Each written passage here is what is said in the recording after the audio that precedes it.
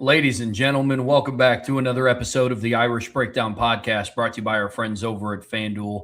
Happy Wednesday, and we're switching gears a little bit here today. We've been going through our State of the Program series and getting through some offseason content now that obviously spring is now a couple of weeks removed. However, there have been some things that have come to our attention now that's kind of been happening. We're at the point in college football season where it's the SEC is whining about something. The ACC is whining about something. USC is forgetting their place in this world. So we wanted to remember and we wanted to kind of give a rundown of all the things that are happening. We're at this point in the offseason. And then that's where we're going to start today, Brian. And we are going to have a mailbag at the end of today's show. I know they've been themed to what the topics have been. So follow along with what we're talking about today, the Notre Dame USC rivalry, stuff in the ACC, stuff in the SEC. Really, this is not a Friday free-for-all type of mailbag, but it'll be relatively. It's like we will prefer and give priority to questions that are focused on the three topics we'll discuss today, but it's an open mailbag since we're not going to have a Friday free-for-all. So what we also like is that in the chat, we stay on topic,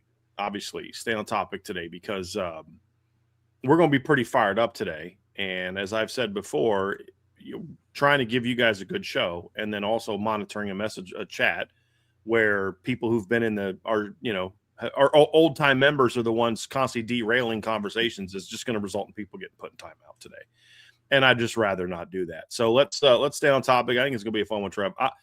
I'm pretty fired up right now. And it happens a couple times in off season where all these people just want to get real mouthy. And it's just like, to a degree, I love what's happening right now.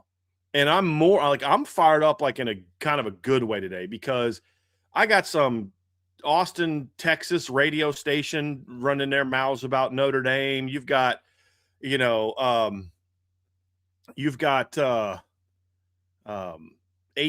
coaches and ADs running their mouths. You got, just Joey McGuire still likes to, chat and chirp and all this other nonsense. And it's just like, this is exactly where we are right now. You know what I mean? And you've just got, everybody's got Notre Dame on their mouths. Everybody's got Notre Dame on their mouths. And it just goes to show what we've been saying to y'all. When Notre Dame starts winning, there's a level of like, okay, crap. And now we've got to all talk down Notre Dame. Why is a radio station in Austin, Texas whining about Notre Dame not being in the conference? Explain that to me.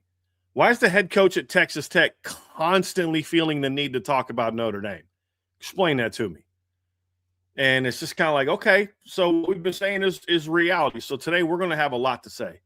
We're going to talk about, Notre Dame and USC. We got some thoughts on that, some facts that we're going to give y'all in response to some of the lies that are being spread by the USC mouthpieces out in L.A. and includes the L.A. Times and Colin Cowherd and those type of people. We're going to talk about Notre Dame in the ACC, includes the 2014 playoff conversation. And then, of course, we're going to have some stuff to talk about with this USC or this SEC conversation, this little spat between Lane Kiffin and Ole Miss, and then Ole Miss and catching heat from Texas for some random reason. Like Steve Sarkisian's got to have his boys back or something, I guess. I don't know. So we got a lot to talk about today. It's going to be a lot to talk about today, man. A lot to talk about. We're going to begin with Notre Dame versus USC. As you guys know, the reports started to come out that Notre Dame and USC were kind of reigniting the conversation to bring back their historic rivalry, something that went away earlier this past offseason, shared our thoughts on it at the time. And now they're trying to make the moves to bring it back, something that both one side, I think a little bit more than the other one, was more willing to bring back quickly. Marcus Freeman and Pete Bavacqua have talked openly about what it means for college football and what it means for Notre Dame and these two historic institutions. And really since then, like Brian brought up, I mean, basically that conversation reignited and it paved the way for a lot of the LA media and personalities like Colin Cowherd and the USC fan base to just really run wild with all of it. And there's a little bit of revisionist history in there, and there's pieces of things just not being factually brought up to the table, and it's becoming quite a bit of a mess, man. And like you said, that's where we got to start today because things are getting very much out of hand. Well, let's talk a little bit about kind of the latest thing. And of course, you had a writer for the LA Times came out and said that Notre Dame and USC are once again negotiating terms to play starting in 2030. So a couple responses to this. Number one, this is nothing more than USC putting information out there. Let's be real about this. Why is this coming out randomly in the middle of May? Because USC is catching, the leadership there is still catching a lot of heat from their donors, from big money people for canceling the Notre Dame rivalry. They're looking at USC's 2026 schedule and saying, what in the world is going on? Like, did you seriously get rid of Notre Dame and having a home game against Notre Dame so you could schedule San Jose State, Fresno State, Louisiana? Like, that's really what we're doing here, huh? So there's a lot of people that are ticked off. This is USC's home schedule this year. San Jose State, Fresno State, Oregon, be a good game. Washington, good game. Ohio State, good game. Maryland, that's it. And your non-conference is San Jose, Fresno State, and Louisiana. That's what you got rid of Notre Dame to schedule? That's okay.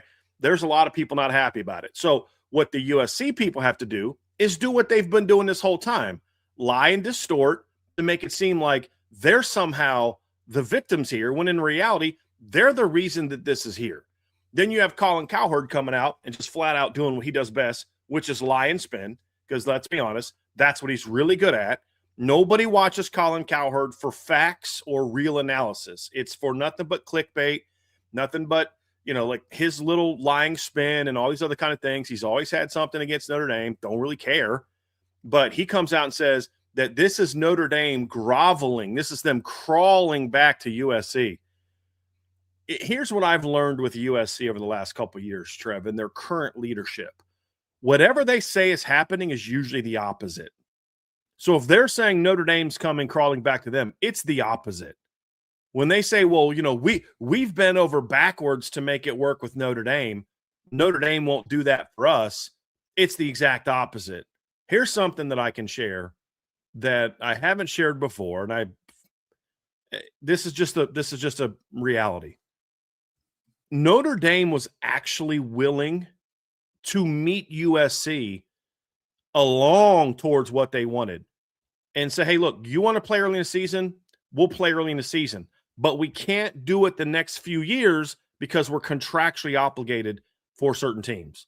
We've got, Arkansas, we got Texas. Like we don't have open dates in September that make sense for us.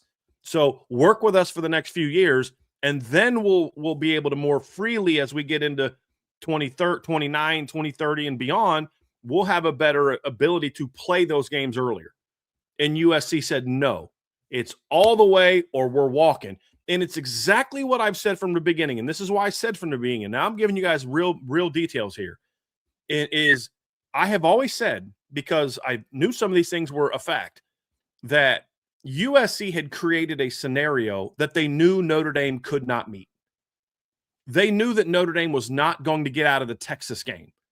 So when you look at Notre Dame's schedule in 2027 and 2028, and you say, well, why wouldn't they get out of that? Why do you think USC was so aggressively desiring in 2028 to play early in the year and against Notre Dame? Because they knew that Notre Dame has Texas early in the season, and they knew that Notre Dame was not going to be able to play USC and Texas back to back. So that they knew exactly what they were doing. They were setting terms. They knew Notre Dame could not and would not meet. They knew that Notre Dame is not going to cancel the Texas home and home to play USC. But let's be real about that. For all the people that cry about Notre Dame's strength of schedule, if they drop Texas to play USC, that significantly drags down Notre Dame's strength of schedule. Just like adding BYU over USC raises Notre Dame's strength of schedule. So that's the fact. That is not my opinion. That's the reality of the situation. Notre Dame was willing to work with USC. Every time Notre Dame would say, hey, we'll do this, it was USC that then would move the goalposts in a way that Notre Dame could not and would not match, and they knew that.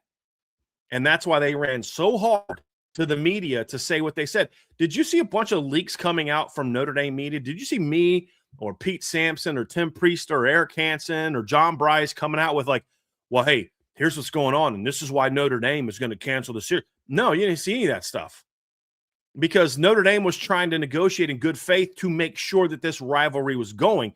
It was USC that kept running off to people in the LA market and different national people like Colin Cowherd that they knew they could lie to, and they would just run with it and do no actual homework to do. That's why they were the ones always leaking why it wasn't going to work. Notre Dame wasn't leaking why it wasn't going to work. So why would the organization that wants to make it work, allegedly, constantly be telling the media it's not going to work, it's not going to work, and it's because of them? Where the other side that allegedly doesn't want to make it work is doing nothing to run cover. They're doing nothing to make excuses. They're doing nothing to say, hey, we're trying to get out of it. But so have our back here. None of that. They knew who was doing this, which is why 5 minutes after Notre Dame announces that they're not going to be playing USC, they play BYU. They schedule BYU. Which, by the way, let me just say this real quick. This notion that Notre Dame is struggling to schedule teams, which is why Colin Cowherd said they're coming back, is an absolute fabrication. Because a top 15 team, the last 2 years, it's been much better than USC the last 2 years, that's an actual playoff caliber team, was willing to sign with Notre Dame immediately, knowing they were going to drop USC. Immediately. Within the last year, Notre Dame has scheduled a 10-year deal with Clemson, a home-and-home with Auburn, and a home-and-home with BYU in the last year. Please explain to me how Notre Dame is struggling. And this is the time of the year, the summer periods, right before the season, is when Notre Dame starts releasing futures deals. And I promise you we're going to hear some stuff from Notre Dame over the next few months about new games that they're scheduling. This idea that Notre Dame is struggling to schedule games is absolute nonsense. And it's just, it's like there's a Notre Dame fan on X today. And look, God bless him. I understand why people feel this way. I'm not taking a shot at him. But the comment was, and let me just pull it up so I can do justice by what he said. Because again, I'm not trying to go at him because I understand why people think that. But his comment was, let me see here real quick. Where is he? Let's see here. He says Notre Dame will get squeezed from schedules. And the reality is that's just not the reality of it. It's not. There are certain teams that won't play Notre Dame, but there are plenty of teams that will. This is what's been true the entire time. And this notion that Notre Dame is going to struggle to have games, it's just nonsense. And it's all USC running cover. This is USC doing nothing but CYA to make it seem like, well, we were always willing to play Notre Dame, and we'll play Notre Dame again. We can play them again in 2030. Guess who won't be at USC in 2030? Lincoln Riley. There's no way he's going to be at USC in 2030. So now he's willing to play it. Or the other part of it too is like, well, we're getting our butts kicked, so we got to build our program up enough to where we can then compete with Notre Dame. I also find it completely hilarious, Trevor, and jump in at any time, man, because we're just kind of going off today. I find it completely hilarious that these clowns still continue to say that Notre Dame ducked USC. There are USC fans that genuinely believe that Notre Dame ducked a program that they've beaten 7 of the last 8 years. And let's see, 4 of the 5 of those 8 wins, of those 7 wins, have been by double digits. They've won 7 of the last 8, 8 of the last 10. Let's see, 3, 4, 5, 6, 11 of the last 14. And that's the team that they're ducking? That's the team that allegedly Notre Dame is ducking? USC beat Notre Dame for 8 straight years in the 2000s. 8 straight years. And Notre Dame still has a 16-game advantage on USC. So it's just it's just a fabrication, Trevor. It's pretty fitting coming from LA. Like, this is something that would get made in Hollywood. It's like a total fiction written in Hollywood is exactly what all this is. It's the revisionist history that consistently gets me fired up. That's what gets me fired up about the Notre Dame. But look, if their administration wants to be scared to play Notre Dame on an annual basis because they've been getting their teeth kicked in since 2010, almost on a consistent basis, let that be what it is. But the thing that bothers me is we're talking about a fan base that I think it just is quite literally delusional of where their program actually stands as of today. We're talking about a program who on FanDuel, Missouri has a better chance to win the SEC this year than they do to win the national title. Missouri to win the SEC has a better chance to win that odds-wise than what USC does. I mean, I would be shocked to see what USC's odds are to make the playoffs, considering they haven't done that during their time in the college football playoff era either. That's what bothers me is all this revisionist history part. I think it's funny that now that the series is over, now their chests want to get big. That's what bothers me the most. It was pretty quiet out west when they were getting their teeth kicked in. But now that the series is over, it's all of this, well, you're running from us, you're scared to play us. It's like, scared to play who? Let's talk about both programs' big picture. And these questions are rhetorical, but you guys can feel free to answer some of these. Of the two programs, which program made the college football playoff 3 times in the playoff era, and who has yet to make it? I saw some USC fan on X the other day talking about how Notre Dame only cares about making the college football playoffs and not winning the shit. Brother, like you can't. Irony of that statement. That's what I'm saying. You can't have an opinion on a party that you're not invited to. That's not up for you to decide. When you can't make it, that's not up for you. Of the two programs, which program has 7 double-digit win seasons since 2018 and which program has 1?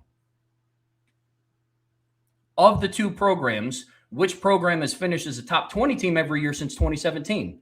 And I'll take that a step further. Notre Dame has finished in the AP top 10 at the end of the year the same amount of times that USC has finished unranked in the AP top 25. But who's helping out who? Who's running from who? Who's ducking who? And that's just big picture. I'm all down to talk about this rivalry. USC is not the strength of schedule boost that they think that they are. The last 2 times that Notre Dame beat USC, they were ranked in 23 and 25. That was the last time Notre Dame beat them and the Trojans were ranked. Notre Dame won by a combined 38 points. Here's the kicker. They missed the playoffs in both of those seasons. Now, there's things that they could have done, Notre Dame talking. There's things that Notre Dame could have done earlier before those USC games where they should have been able to make the playoffs if they would have handled business. We talked about that in 2025. Here's the point. If USC was this massive boost in strength of schedule that they think that they are, shouldn't have Notre Dame made the playoffs anyways if they're just that good of a win, if they're that big of an opponent? I don't understand that. This is a rivalry that USC wants no part of. That's why they ran away from it. Right. Like you said. Let's be clear. USC, when we say USC, we're referring to Lincoln Riley and Jen Cohen. Because when you look at the fan base, and this is like, I don't care what the online trolls say. There's the people online on X are just people that are just they're just fanboys. They're going to regurgitate whatever the leadership says. Those aren't real fans. Just like the loser Notre Dame fans that do the same thing to Notre Dame, or the loser Notre Dame fans that jump into mentions of a kid who has the audacity to commit to someone other than Notre Dame. That does not speak for the majority of the fan base. It doesn't. The losers on this group of constantly yapping USC accounts that hide behind fake names because they don't want anyone to know how stupid they actually are and who they really are. That doesn't represent the majority of the USC fans. And I thought it did early on, but it doesn't. You look at the some of the beat writers are just hammering USC. A lot of former players are hammering USC. A lot of big money people are hammering USC, and a lot of people that I talk to that are USC fans. You've seen different podcasters that are former players, and they're pissed because they know they're not stupid. They know. They look at the fact that Notre Dame has just curb stomped USC the last decade, and they're like, they're not running from us. Well, we just had the number 1 recruiting class. Yeah, Notre Dame was number 2. If you look at the consensus and if you look at the actual on-3 ranking, Notre Dame was number 1 and USC was number 2. Like, you think they're running from it? Really? Come on. Like, at least be honest about it. And that's the sad thing is they're not even willing to be honest about it. When we talk about USC, we're talking about the leadership at USC. Those are the cowards.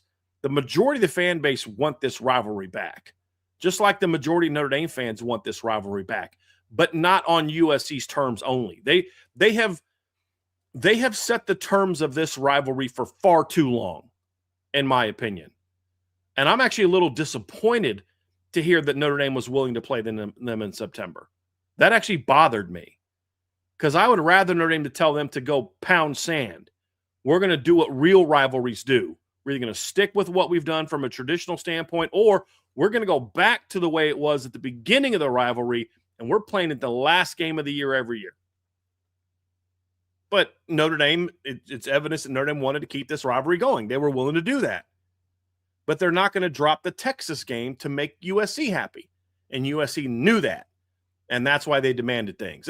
It's like any contract negotiation, Trevor. If you don't actually want to sign a contract or any kind of deal, but you don't want to be the one that says no, then what you do is you set terms that the other party just, that they won't meet.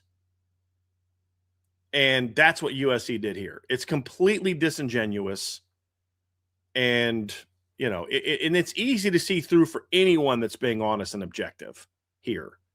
This is USC ducking Notre Dame. Because in one breath they say, well, Notre Dame backed out. And in the next breath they cry about, well, we need to, we got to make the playoffs. And it's too challenging the schedule. And it's like, okay, Did Ole Miss also back out of playing you guys? Because last I checked, Ole Miss didn't back out of playing you guys. You're the ones that wanted to get out of that rivalry or that home and home. You're the ones that wanted to back out of the LSU game, not LSU. Ole Miss didn't back out of this game. You did. But miraculously, when it comes to Notre Dame is the one that's backed out because, why? I mean, if Notre Dame did back out, let's be honest, what's the real reason, Trevor? Because USC brings no value to them from a ability to build their playoff resume. It would actually be a better argument for Notre Dame to say, hey, we don't want to play you anymore until you get good, because we got to go try to find somebody good to play that actually gives us a better strength of schedule and gives us a better resume to make the playoffs. So we're not going to play you, team that can't finish in the top 12 or anywhere close to it, and we're going to replace you with BYU, and that's Notre Dame being afraid to play USC? So they replace them with BYU who's actually good? Make it make sense. And the reason is you can't, Trevor, because it's all bullcrap. It's all USC lies and USC spin. It's a complete fabrication. 100%. And that's what's so frustrating about this whole thing. It's the administration that just absolutely killed a rivalry that I grew up on. Now, in the same way, I don't blame them for wanting to ruin it because they're getting worked. That's the only way around it. Notre Dame has won the last 3 straight years. And they've won 11 times out of the last however many years that we talked about since 2010. Kids have been born and earned their driver's license since the last time USC beat Notre Dame in back-to-back years. I'd end that rivalry too. Like if I was just going to school every day and just getting my teeth kicked in by the same kid, yeah, I'd ask her to transfer schools too. I would. But you know what? Notre Dame never did that. 8 years of USC not only beating Notre Dame, but absolutely dominating Notre Dame. Here's the margin of victory in that 8-year stretch from 02 to 09. 31, 31, 3, great game. 20, 38, 35, 7, but Notre Dame had to come back and make it 7. It was not close early on. 8 years, 2 competitive games, 8 absolute beatdowns. And not once did we hear Notre Dame say, we're not sure if this rivalry makes sense for us anymore. Let me ask you a question, Trev. If the roles were reversed and Notre Dame beat USC 8 years in a row, do you think Pete Carroll would have been crying about that rivalry and looking to get out of it? No. Nope. Not even close. Not even close. It's the current leadership at USC that's the problem. It's not USC as an institution or USC from a traditional standpoint. It's an AD and a head coach that have no respect for the tradition of the school, much less the sport and the rivalry. No, it's about a head coach that doesn't want to compete. Right. Why do you think he left Oklahoma when they were getting ready to join the SEC? Lincoln Riley is not the head coach that USC needs them to be. They brought him out to LA, and he just ended up being Clay Helton 2.0, a head coach that they fired. Yep. Now, if there's one fan base in the country that should be massive Lincoln Riley fans, it's the ones at Oklahoma. Since he left, Brett Venables has doubled him up in double-digit winning seasons and have made the playoffs and are significantly closer to become a title contending team than USC, thanks to their head coach. They had to go out and poach Notre Dame's former general manager to show them how to build a program. and then talk to Notre Dame like that's some kind of own. It's like, yeah, we took your GM and now we're doing good. It's like, yeah, where do you think you learned half of that stuff? In South Bend. That's why Marcus Freeman brought him along with him. What are we talking about here? It's their head coach that's afraid of competition, ducked the Notre Dame USC rivalry, left Oklahoma when they were getting ready to join the SEC, and hasn't done jack since he joined the Big Ten. Yeah. That's what ruined it. Here's somebody in the chat just kind of raised the question that says, why doesn't Notre Dame appeal to the NCAA and get it approved to be able to play in week 0? Here's the funny part. We constantly hear crybabies like Dabo Sweeney and all these national people. Notre Dame gets to play by their own set of rules. And then they'll, in the same breath, say, well, why don't you just apply to the NCAA and get a special waiver so you can keep playing USC? I didn't think you guys wanted Notre Dame to play by their own rules. I didn't think you wanted Notre Dame to get special favors, right? Like, it's funny seeing people kind of talk out of both sides of their mouth here. It's like you want Notre Dame to have to play by the same rules everybody else does, except when you want to try to spin this lie about how you want to play them, right? I mean, that's the whole thing about it. Lincoln Riley went to USC because it was going to be easier to win at USC. He was cooking at Oklahoma. Let's not pretend like Oklahoma some great job, USC some great job that's just way better than Oklahoma. USC is a great job, but it is not necessarily a better job than Oklahoma. And the reality is USC, there was a thing that came out, the top 50 FBS revenue rankings this past year. And Oklahoma was $400,000 ahead of USC. Like, they're very similar when it comes to money. He wanted out of Oklahoma for one reason and one reason only. He knew he couldn't kick the teeth in of a weak conference anymore like he was at Oklahoma, where really you just had to beat a mediocre Texas team because they weren't even good then, and you were going to dominate the league. Now we're going to the SEC where I got to go against Bama and LSU and Texas A&M and Florida, Georgia all the time. Now I'm going to run to USC where I get to play in the Pac-12. And then as soon as they announce they're going to the Big Ten, you start hearing the stuff coming out about, I don't know if this Notre Dame rivalry makes a lot of sense, blah, blah, blah, blah, blah. You chose to join the Big Ten for money. You don't then get to say, well, Notre Dame is this or that or the other thing. Just own it. Hey, listen, here's why. We don't play Notre Dame because the reality is that the sports change, blah, blah, blah, blah, blah, and we're just trying to make the playoffs. That's what's even funnier about it when they say, well, Notre Dame's they're just scheduled to make the playoffs. Again, this is projection. I see a lot of this on social media. I see a lot of this with college coaches. I see a lot of this college leadership. It's called projection. We don't want to play Notre Dame for these reasons, so we're going to then accuse Notre Dame of being that. I say this to people. If a politician is accusing someone else of something, look at the politician making the accusation for doing what he's accusing someone else from, because that happens a lot. And it's the same thing in this type of world. When someone's saying, well, you're this, you're that, you don't want to do this, a lot of times they're the ones that don't want to do that, and they're projecting. Anyone that has any knowledge whatsoever of these negotiations between Notre Dame and USC knows full well that Notre Dame made plenty of concessions to try to keep this rivalry going. And every time they did, USC would move the goalposts. Oh, well, yeah, I mean, I know you said September, but now we need it in week 0. Well, I'm not going to play you in week 0. That doesn't even make any sense. We can't play in week 0.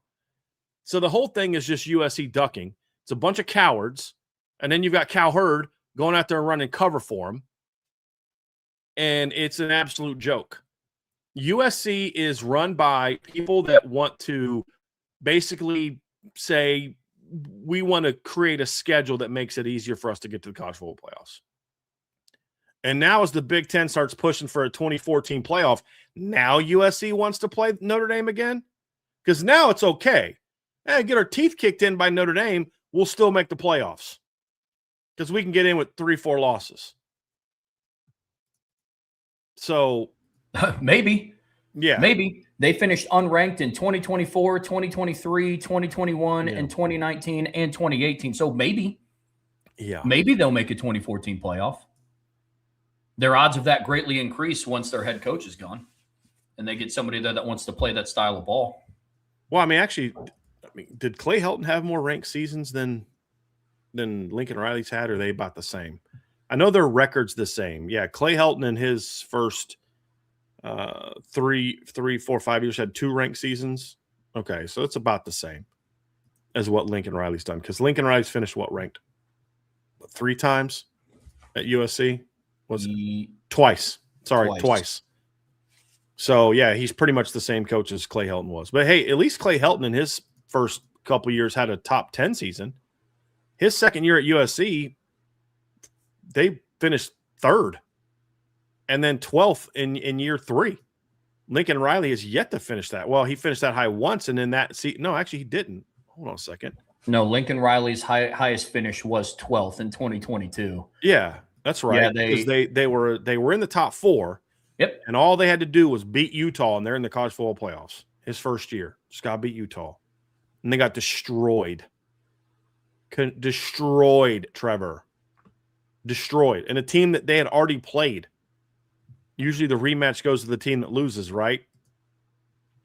Not for USC. Did not go well for USC. They lost to Utah twice. Lost at Utah by a point the first time, and then lost by 23 the next time. And then went and lost to Tulane in a bowl game. With a Heisman winning quarterback. Right.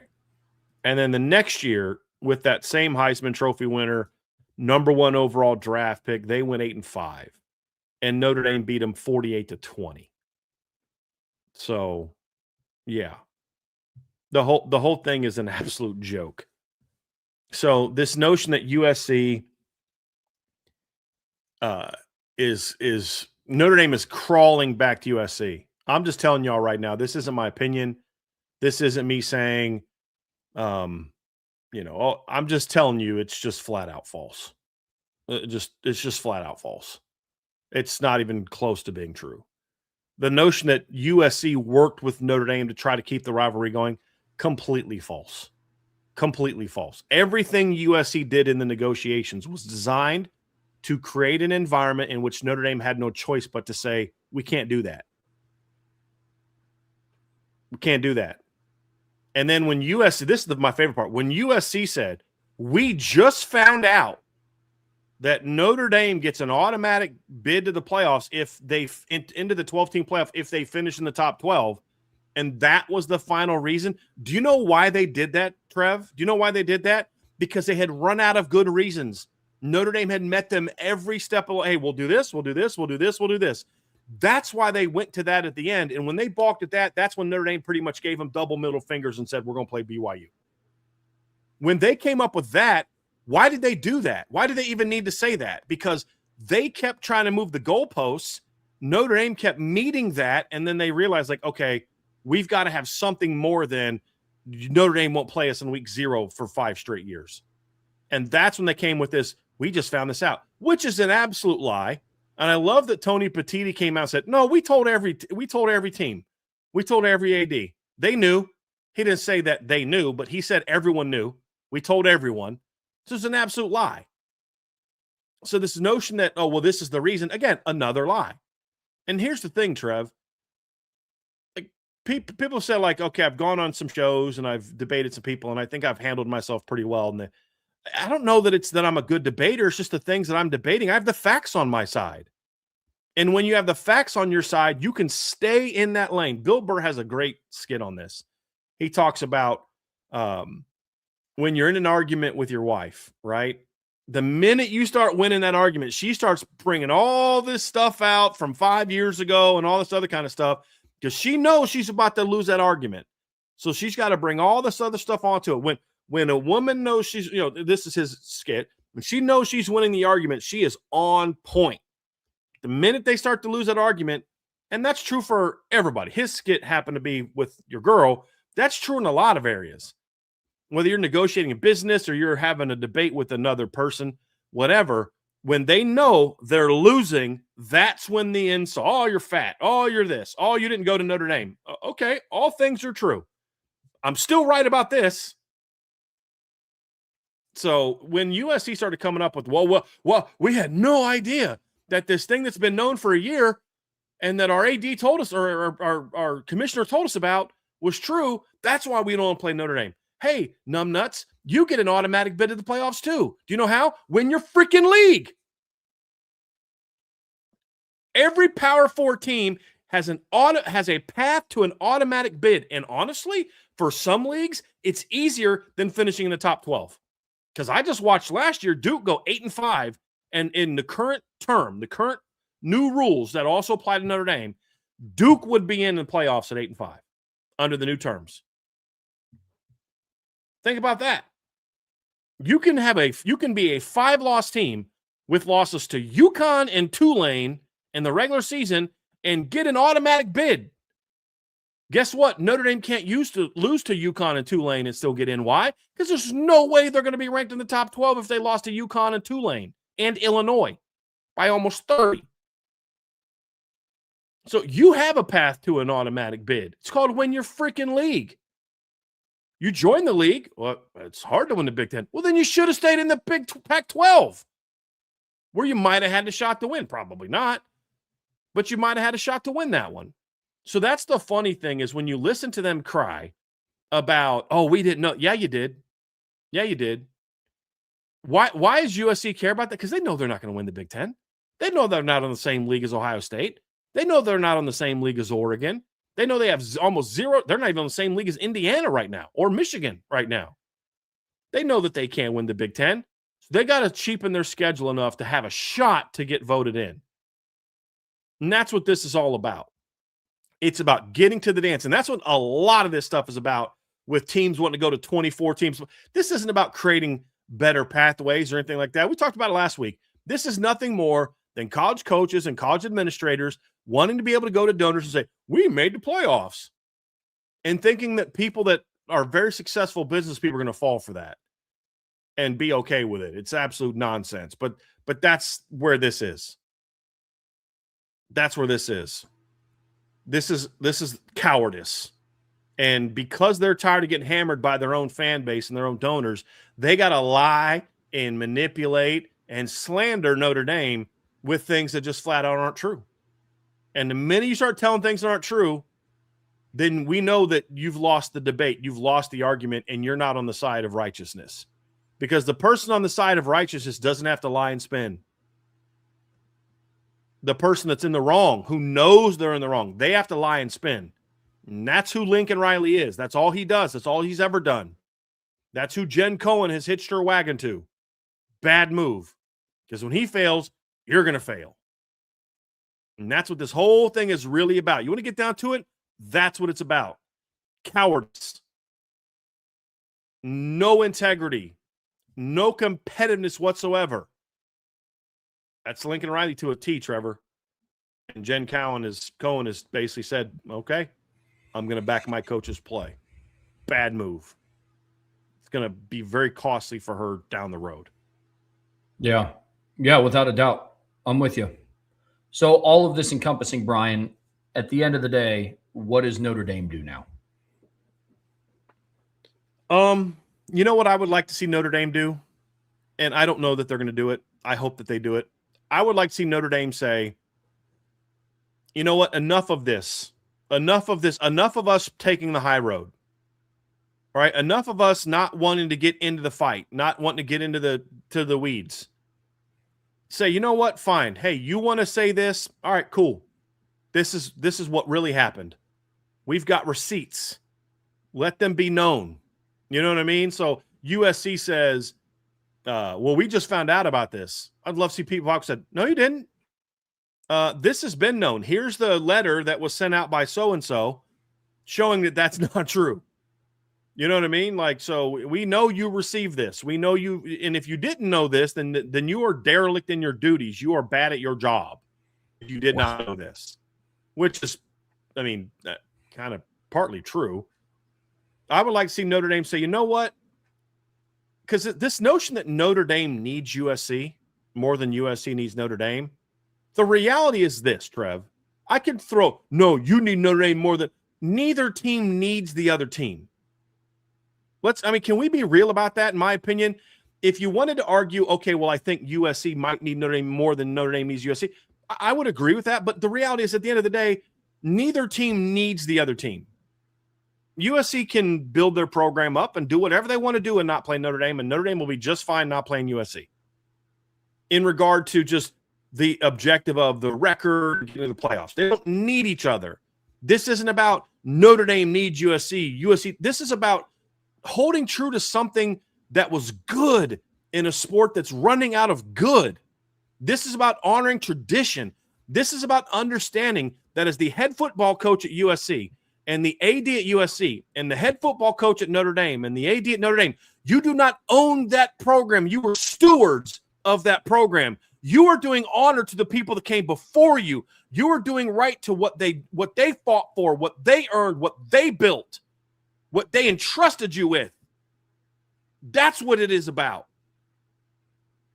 And that's where this comes from. Neither team technically needs each other, but they should play because it's the right thing to do. And if you're not good enough to beat Notre Dame, then here's what you do. Go recruit better. Hire better coaches. Do your job to say, hey, we're going to get back to being the way it used to be, where Notre Dame and USC every year was a dogfight, man. It was a battle back and forth. Notre Dame, Lou Holtz owned USC record-wise.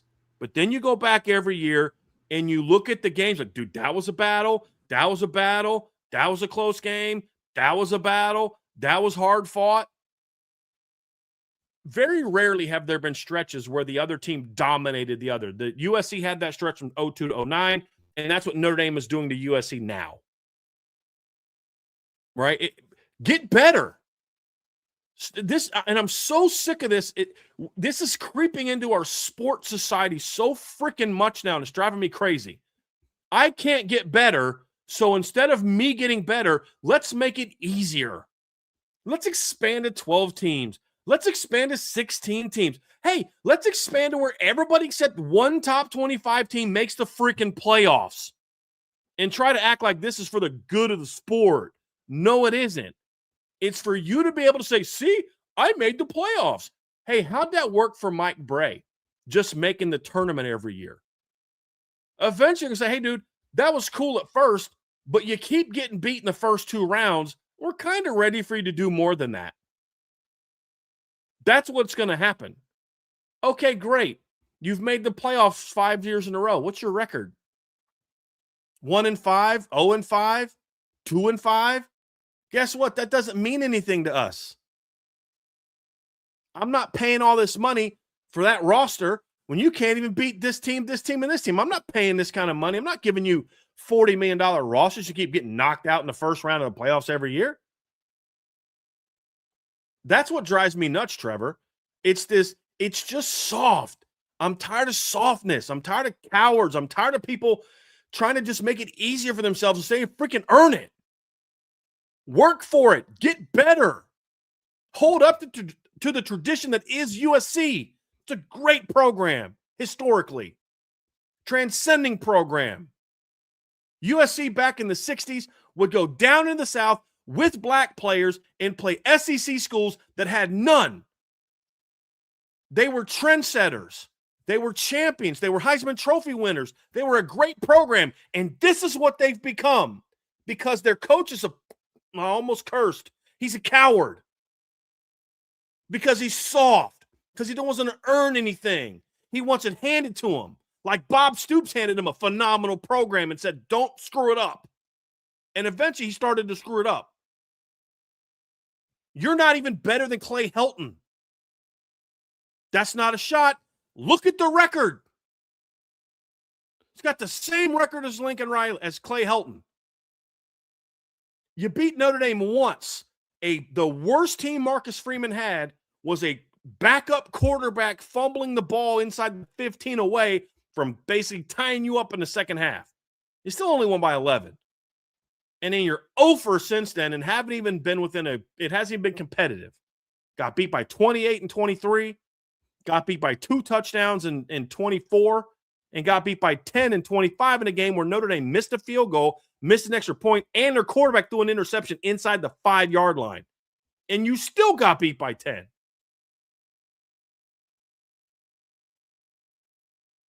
Please take some, Trev. Take some shots because I'm disgusted. I'm disgusted by this whole thing. And then just a lie. I think you said something perfect. And it's neither team needs the other one. College football needs it. And we're coming up at a time now where a sport that millions and millions of people love and look forward to every single season, people are willing to take away from that for own personal gain. And that's what USC is looking to do. And that's the thing that's really, really frustrating. This is a rivalry that I grew up on. This is a rivalry that a lot of people grew up on. People that aren't even Notre Dame. I'm not a fan of neither Ohio State or Michigan. I would be not devastated. I would be beside myself if that rivalry went away. And I don't give a rip about either program. One of my best friends is a diehard Ohio State fan. It would suck for him. Mm-hmm. But as a fan of the game, I would be beside myself. I don't give two licks about Alabama or Auburn. I'd be beside myself if the Iron Bowl went away. Mm-hmm. Why is it that the Notre Dame piece, though, can go away? By something that's not even in their doing. And then people are going to turn around and point the finger at Notre Dame. That's the best part. Because of some lies. That's the stuff that bothers me. Guys, look, I've seen it come up in the chat, and I get it. It's all over Twitter or X or whatever it's called. I don't give two rips about what Colin Cowherd said. This is going to be one of his other takes that ages like 2% milk. Because he's talking, he's lying. That's the reality about it. That's who we're talking about the same guy that said LeBron can take a backseat in the NBA now because Ben Simmons is here. We're talking about the same guy that said he knew Vince Young was going to be a bust because he said Tim Tebow was going to be a bust. But Tim Tebow was in high school when Vince Young was being drafted. We're talking about the same guy here. Talk about a guy that said he would take Carson Wentz in 2020 over Aaron Rodgers and Tom Brady. And Aaron Rodgers in 2020 went on to win the MVP, and Tom Brady won his 7th Super Bowl. That's the guy we're talking about here. I could give two. He knows just as much about the USC rivalry that I know about occupational therapy and corporate accounting. That doesn't bother me in the slightest. But it's that on top of the LA Times spinning it around and saying, yeah, it's Notre Dame's fault. I'm just at the point where I'm sick and tired of everything being Notre Dame's fault.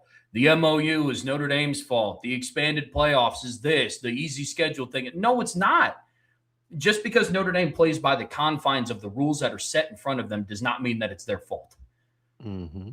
I don't understand that. And then for the spin for it to come around with USC and so many people, that's what bothers me, is the amount of people that believe it. Kills me. Mm-hmm. It absolutely kills me. But you're ruining the sport because of all the decisions that have been made recently in college football. None of them have been for the good of the game. And that's what bothers me. But they try to say that it is. Exactly. That's what just be honest. It's like when A-Rod signed that deal with the Rangers. It was like, it's not about the money. Yes, it is. You're going from the best team in the American League to the worst team in the American League. Just say it's about the money. We'd understand. 99.9% of us would have taken the same deal. I get to still play baseball, but I'm going to get to do it for $100 million more in the state of Texas where there's no sales tax. Yeah, sign me up too. Just say it. Hey, listen, man, I get $100,000 bonus if we make it to the playoffs. I need things to be easier, or I get this deal in my contract if we make the playoffs. I get this little kick in if we make the playoffs. We get this if my winning record is this, this, and this. Just say it. Just own it. Stop lying. And of course, there's the willing accomplices in the media that anytime somebody says something about Notre Dame, they just run with it. Just run a hit piece and not even call Notre Dame. Hey, Notre Dame, what's going on? This is what was said. What do you guys have to say about it? No, just run with it. And that's why I say I actually have gained some respect for some USC fans and some media people because they're calling it out. There was a response to I think it's Ryan Karchi, who's just an absolute hack, by the way.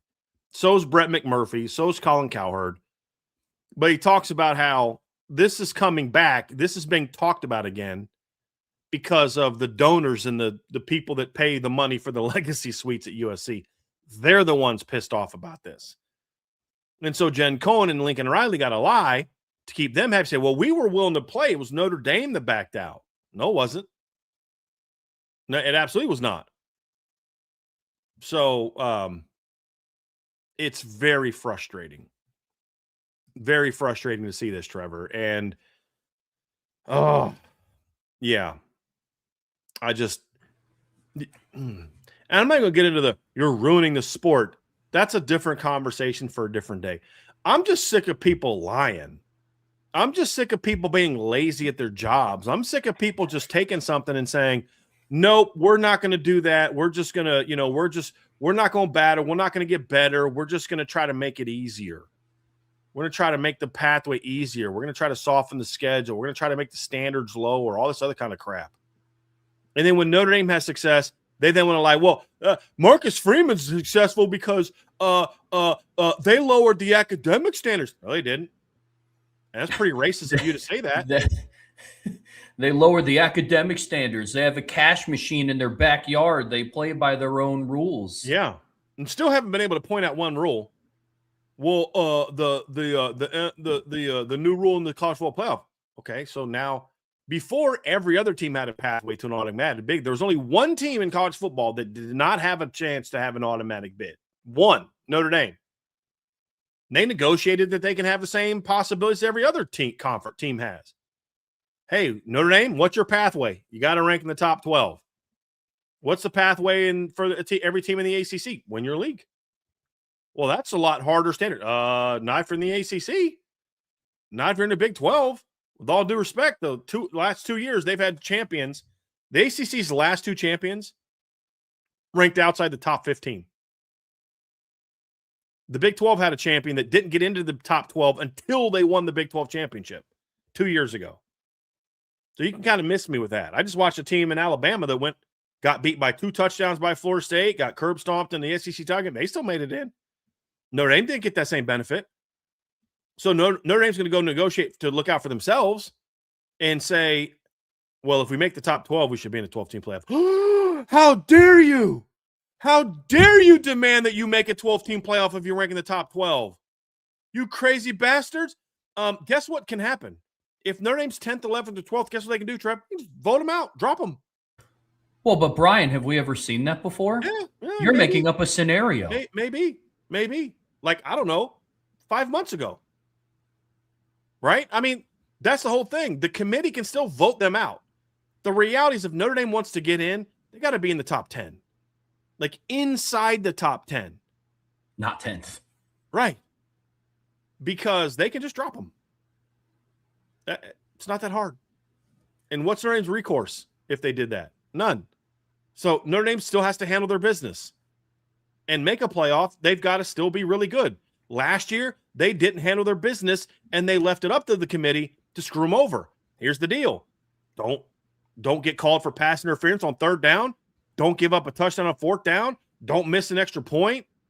Don't give up a 3rd and long scramble. All these, don't hit a guy midfield, 3 guys, miss a tackle, let a guy go for an 80-something yard touchdown. Don't do those things, and guess what? You're in the freaking playoffs. Pass protect for your quarterback on the last drive of the Miami game. Maybe you're in the playoffs. Handle your business. We can at least admit that, A, they got screwed. Everyone that's being honest objectively say that wasn't right what they did to Notre Dame. But then we as Notre Dame fans can and should and do say, but Notre Dame put themselves in that situation by not handling business the first 2 games of the year. 100%. Like, I'm against the 2014 playoff.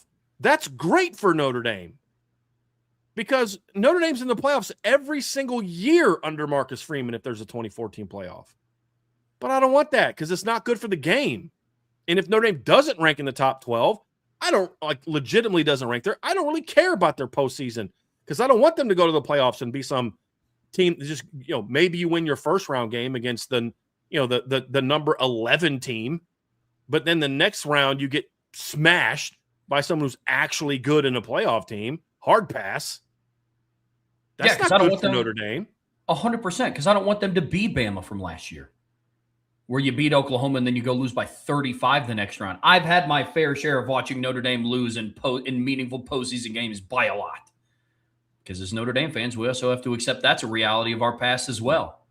But I'm done with doing that too. I'm with you. I'm with you completely. Yeah. I as a Notre Dame fan, it's frustrating. That's the cost of being independent. No. Being an independent doesn't mean it's okay for people to lie about you. Notre Dame, they play by their own rules. Name me one rule that Notre Dame play. That's their own rule. Well, they get the automatic bid. Did they just walk into the meeting and say, hey, here's our new rule. We're going to get in for top 12. Deal with it, suckers. No. They had to vote on it. The conference could have said, nope. Sorry, Notre Dame. You get no special privilege. You want in? Earn it. They could have said that. They didn't. Why? Because they know that Notre Dame being in the playoffs is good for college football. So there's no special – they're independent. Every team has the right to go independent. Every team. Every team can choose when their current contract with their conference runs out. There's zero rules that say you have to be an independent. As we've pointed out a million times, the last time Notre Dame won a title, there were 24 independent teams, and 4 of the top 5 teams at the end of the season that year were independent teams. Miami, Notre Dame, Florida State, West Virginia. Penn State was also an independent that year. So was Virginia Tech. So was Pitt. So was South Carolina. A lot of teams were independent back then. Why did they stop being independent? Because they chose to join a league because they wanted to get the TV money. Notre Dame didn't need to do that. And now you're all mad that Notre Dame's a program that can be successful. And we'll get into this more in the ACC stuff because that's where a lot of the ACC stuff comes from. But just big picture, that's where a lot of this stuff is at. USC wants to be as good as Notre Dame, then earn it. Get better. Because here's the deal. Yeah, losing to Notre Dame might keep you out of the playoffs. But what does beating Notre Dame do? It locks you into the playoffs. So if you don't have a good year in your conference schedule, you're going to lose to Notre Dame anyway. But if you have a tough year and you've got a non-conference win over Notre Dame, guess what? Here's a perfect example. If Miami would have not played Notre Dame in the opener and played Bethune-Cookman, or let's give them an FBS team, Temple, went 10-2, losses to an unranked SMU team, and at the time an unranked Louisville team, and their best win was a road win over a Pitt team that had just got knocked out of the top 25 by Notre Dame. Is Miami in the college football playoffs this year? No, they're not. How do I know that? Because that's exactly what happened to them in 2024. They went 10-2, had 2 losses late in the year, had no good wins, and they got left out of the playoffs. Why'd they make it in 2025? Because they beat Notre Dame. And not just beat Notre Dame, they outplayed Notre Dame. We've said that. We've never shied away from that. Texas A&M got lucky. Miami beat Notre Dame. Go watch the game again. Watch the line play. They beat Notre Dame in the trenches for 60 minutes. The only reason that game was close is because Notre Dame's really talented and ripped off some big plays. Jerome Price had big plays. Levi Raritan had big plays. CJ Carr, Malachi Fields had some big throws. That's why. That's why Miami got in. Take that away in 24, guess what? They're not in. So there's benefits to it, but they don't think about that. They're just looking to make life easier. Because that's easier, Trevor, than saying, we got to get better. Because here's the thing if I'm USC. If you did now what USC teams did for decades and what Notre Dame teams did for decades, who was Notre Dame recruiting to beat every year?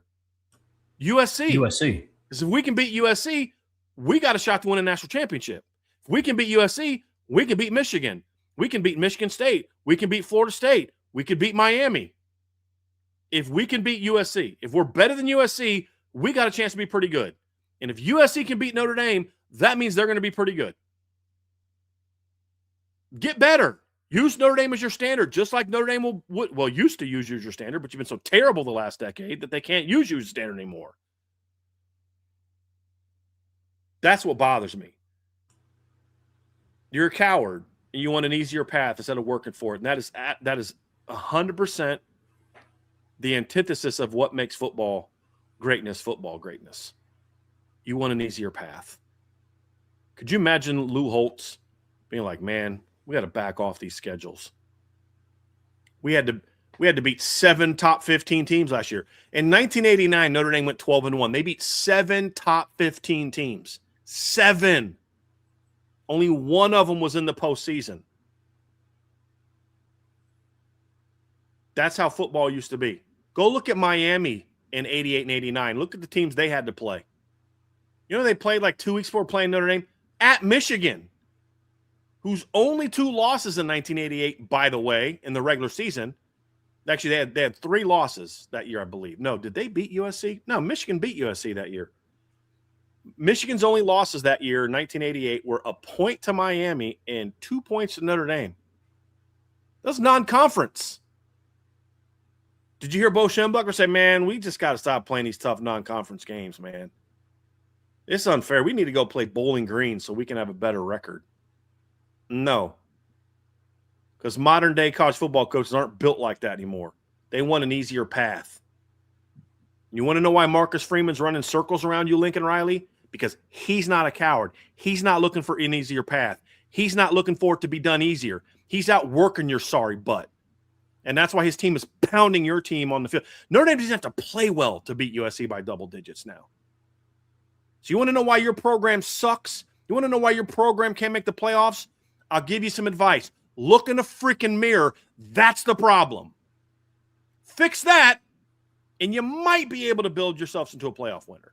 You had to go steal You went and took Marcus Freeman's recruiting coordinator to try and get your program back on track. Work harder. Stop being a coward and make sure your team's not soft. It ain't that hard. You're at freaking USC. You can get talent. Talent on the field's not the problem. Talent on the sidelines is.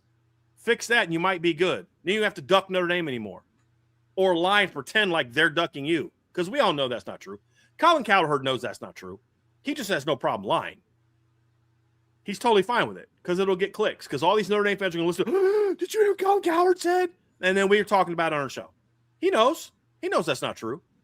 But he knows a lot of you are stupid enough to hear it in USC country. You're going to hear it and believe it. Fortunately, we don't have to believe that. So, yeah, fix the guy looking in the mirror, Lincoln, and then you might not continue to suck and disappoint and be the second coming of Clay Helton. Some advice. Brian, you mentioned the ACC, and that's up next here on the Irish Breakdown podcast, brought to you by our friends over at FanDuel. And this has been another hot topic of discussion really ever since the end of last regular season when they, mounted this month-long smear campaign for Notre Dame, airing the Notre Dame-Miami game on repeat for multiple weekends on the ACC network. And now it's coming back around, back in December, Pete Bavacqua had a press conference talking about how it did, irreparable damage or permanent damage to the relationship. And then they had a meeting. And then out of that meeting, it talked about, sounded like some fences were mended, and it kind of led us to here. And it led us to this point. And there's been some interesting things coming out the last couple of days between Pete Bavacqua and some of the comments that Jim Phillips has made. So it's up next year, man. This is a very interesting one to tackle. The first one that I want to talk about, Trevor, is, and this will be somewhat brief, is some of the panic that's happening by Pete Bavacqua's comments about they're in a good place with the ACC. And my answer is I feel just as uneasy about that as the people in the show that are hearing that and feeling uneasy about it, because we're not seeing anything change. Right? I mean, Pete Bavacqua went from, permanent damage to 5 months later, we're in a great place, we're happy, they're happy. But we haven't seen any changes. My response to that is I still think we need to remain in a bit of a holding pattern here because we don't know what changes may come. I grow cautiously more and more nervous about that Notre Dame's response to all the playoff stuff is literally just going to be, we complained about it for a month and then took our medicine and nothing's going to change. I do worry about that. I'm not going to lie to you. I do worry about that.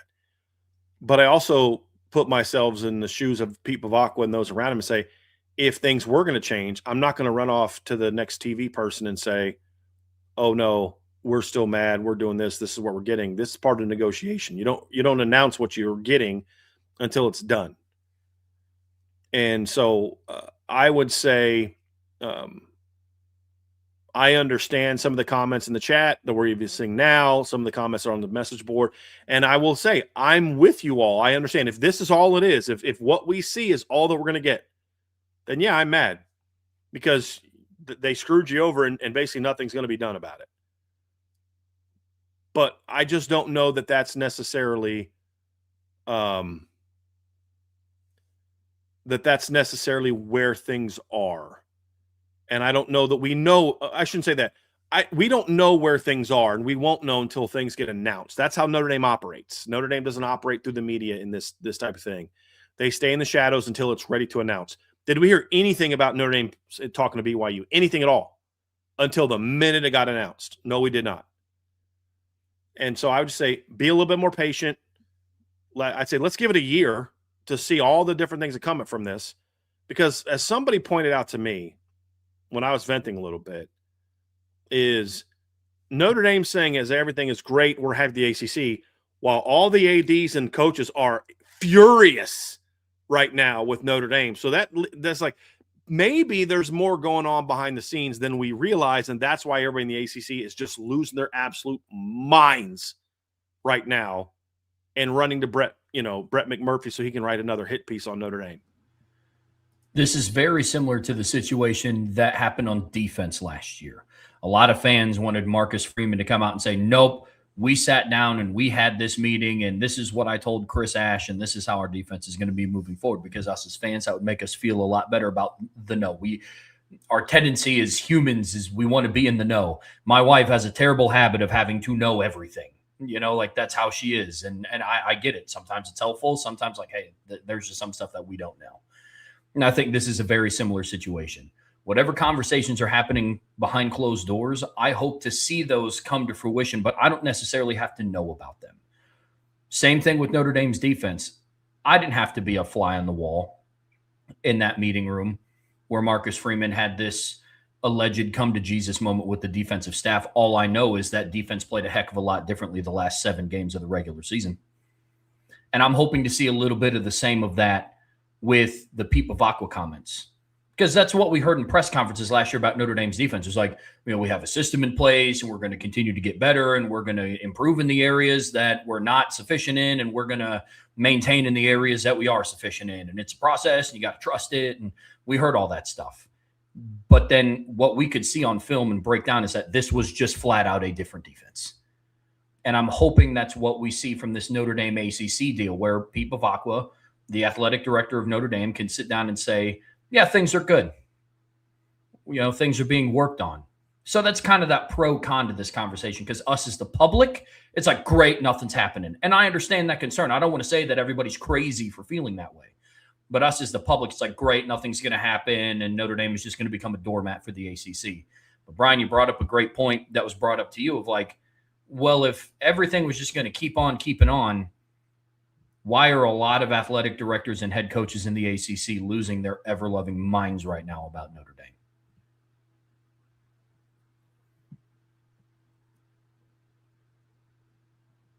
They've always been whiny towards Notre Dame, coaches especially. They've always cried. This is a different level of vitriol that we're seeing from the ACC right now. And a lot of it is built on, some of the comments that were made to Brett McMurphy were just like, okay, this is just like the stupidest thing I've ever read in my life. But it's also, it tells you that there's something bigger here that's going on when you read some of these comments. Here was a comment that was made. Is some of these I just have to respond to. Notre Dame, an industry source told On3, is the guy that walks into the house, opens the fridge, eats all the food, then the wife kicks the dog, doesn't pay the mortgage, and walks out with any skin in the game. Well, yeah, if that was reality, I'd be real upset about that too. Problem is that's not reality, because in reality, Notre Dame's the team that pays they're the guy that pays the mortgage for that house. So yeah, they walk in, they're the daddy basically in this regard in a lot of ways. And there's a lot of people in the ACC still mad that Notre Dame in 2020. Let's do a little history lesson here. Big Ten, Pac-12 have canceled football in 2020. We're not going to play. COVID pandemic, we can't play. Big 12 was uncertain. ACC was heading in that direction. Clemson, to their credit, was fighting like crazy with a couple other teams to say, no. We need to play. And some of the other schools were like, no, we got to not play, blah, blah, blah, blah, blah, because we're cowards, just like, because we're going to do whatever the Big Ten and the Pac-12 do. And then what changed? The narrative is the ACC saved Notre Dame. Oh, crap. What happened is the ACC was ready to fold like a cheap suit because that's who the ACC is. It was Notre Dame that stepped in and said, no, don't fold. We'll join you. We'll play with you. That's when other schools started saying, oh, well, if Notre Dame's on board, then we'll play. That's the fact. That's not my opinion. That's not Notre Dame spin. That's a reality. And I know it's true because you had Big Ten people pissed about it. They were the ones complaining about it the most because the minute Notre Dame joined the ACC, because at the time it was going to kind of be like, if the ACC goes, the Big 12 is going to follow, and now it's just the SEC. But the minute that Notre Dame stepped in and said, we'll play and we'll join you for this year. And by the way, at that time, that year when the payouts came, was the most revenue those teams had generated from TV revenue in the history of the ACC, was the year that Notre Dame joined the league permanently. I'm just saying. And I'd like to also point out, part of that was you couldn't fill stadiums. I mean, it's not just because Notre Dame was there, but it was certainly a big part of it. But the reality is if Notre Dame doesn't join, when the minute Notre Dame joined, then the Big Ten had all that pressure put on them because now the ACC decided to play. Then the Big 12 said that they were going to play. Now the Big Ten's getting hammered. So it was Big Ten people that were pissed that Notre Dame did that. This isn't Notre Dame people saying, look how great we are. This is people mad at Notre Dame because they did that. I just want to remind people of that. We did this for Notre Dame. No, you didn't. Am I going to pretend like it didn't benefit Notre Dame? Of course it benefited Notre Dame being able to play in the ACC that year. But if Notre Dame didn't do that, there is no ACC season in 2020. Do you guys understand that? The only reason the Big Ten played is because of Notre Dame, because it wasn't until the ACC and then the Big 12 decided to play that the Big Ten was basically, their hand was forced, and they decided to play a 7-game schedule. Pac-12 played a 5-game schedule. If it wasn't for Notre Dame and Clemson, who was the ones holding the fort until Notre Dame jumped on board, did you see anything change? So there's still some angst about that.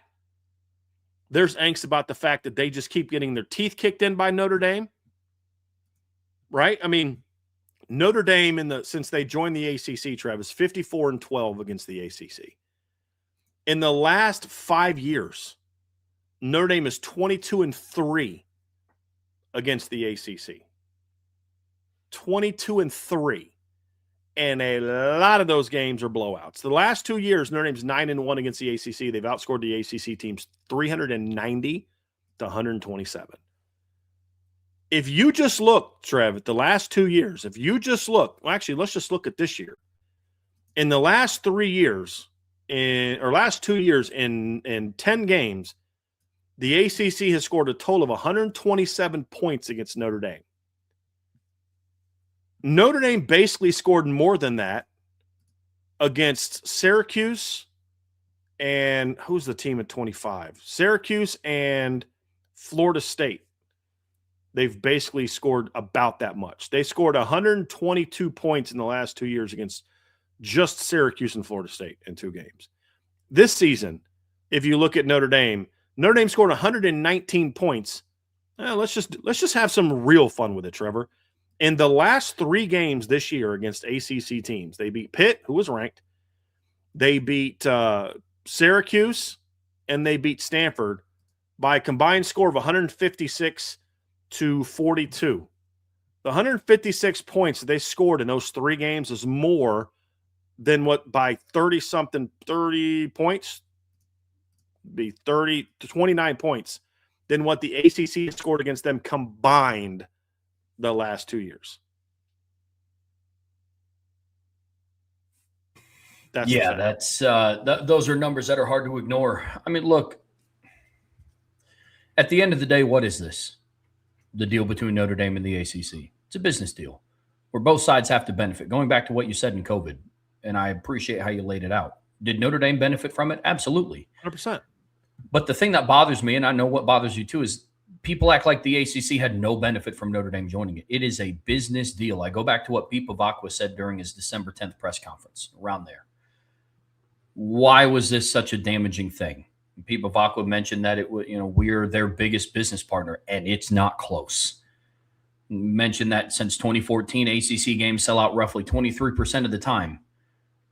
And then in games that Notre Dame travels to ACC sites, it sells out 90% of the time. That's the business side of this thing. That's why people get upset. That's why the coaches and the athletic directors are throwing hissy fits right now, because they're not able to look at the business side of this sport, which to a degree I understand. If you're a ball coach, you want to coach ball, and to varying degrees. Some programs out west don't like to coach ball. They like to focus on other things. But at least for the majority, they focus on coaching ball. So I understand why they're not too involved in the business side. Here's the fact of the matter why people are upset about Notre Dame and the ACC. They have a lot of pull because of the revenue that they help drive. That's what it is. Back when I worked in sales, I worked for a staffing company for 4 years. Basically, my job as the account manager was to go sign new contracts and get basically other companies to use our company as a staffing service. I had one company that dominated essentially all of our manpower. Why? Because they made us the most amount of money. That's essentially what Notre Dame is to the ACC. There you go. I love this. This is what they're mad about. This is from someone at Miami, because Miami dwarfs everybody else in the ACC. Mm-hmm. This graphic we're looking at is athletics revenue in 2025. Miami was 12th in all of college football last year at $230 million. Next was Stanford at 192, Florida State 192, Clemson at 182, Duke at 181.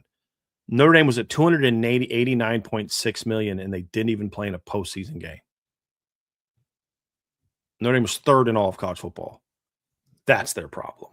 Yep.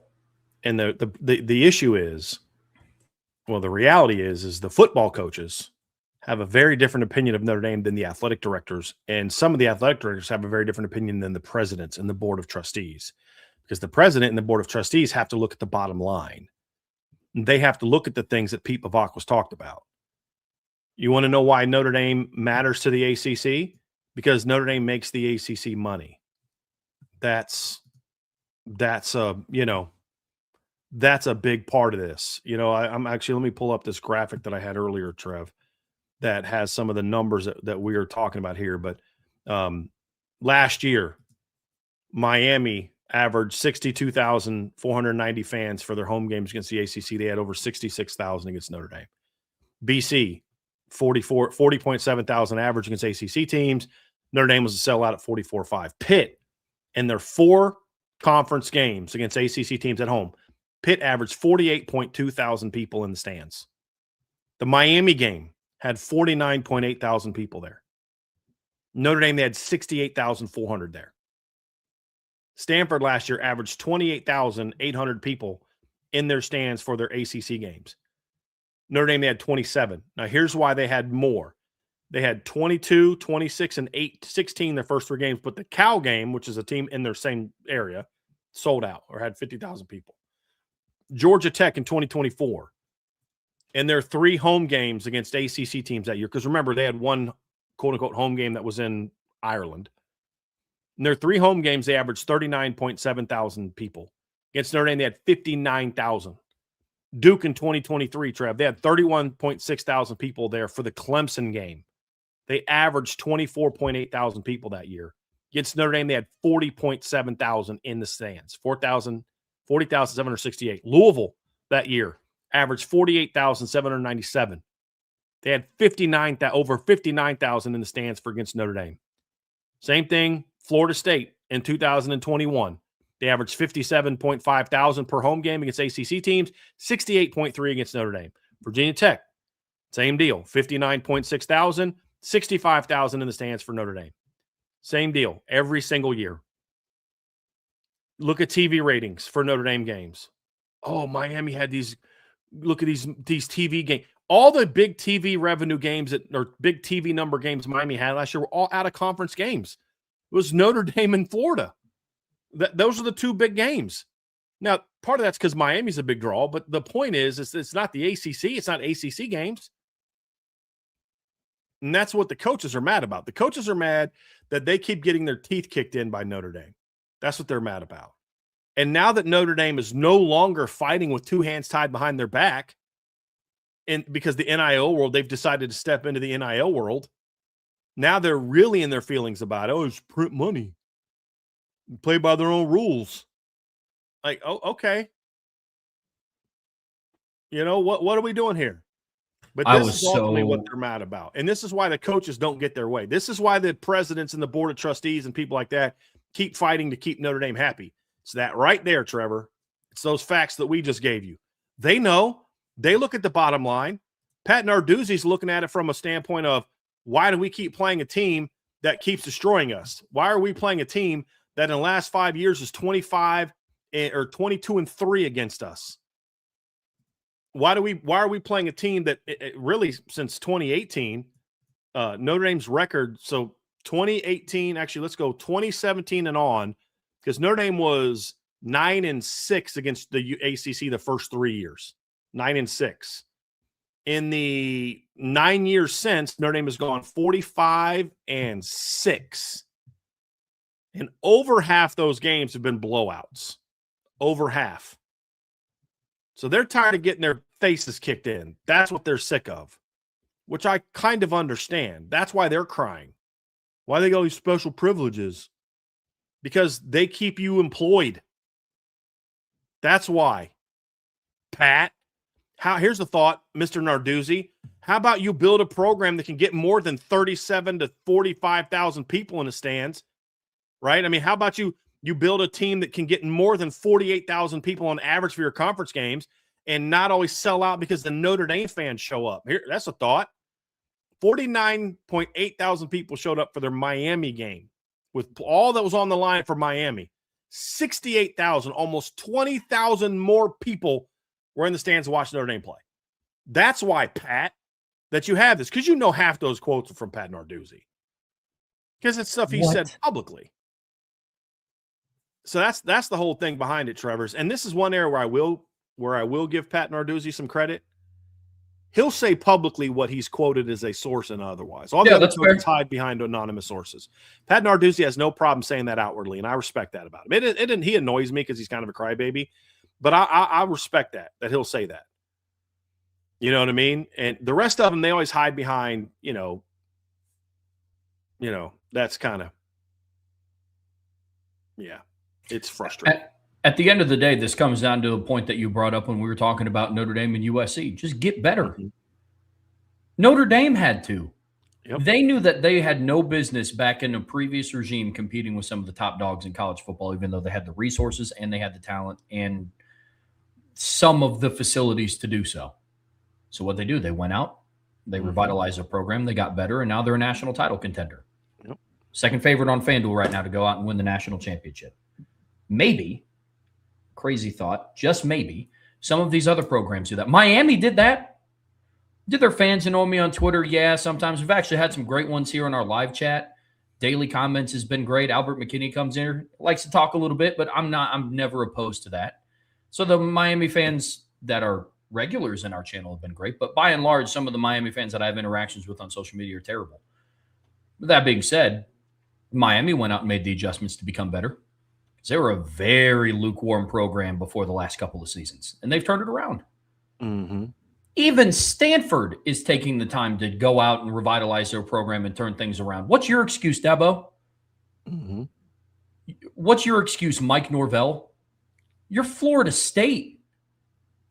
You're one of the most iconic programs in college football history, and you can't get your players to respect you on the sidelines because you're too busy spending your time complaining about Notre Dame and what they get to do.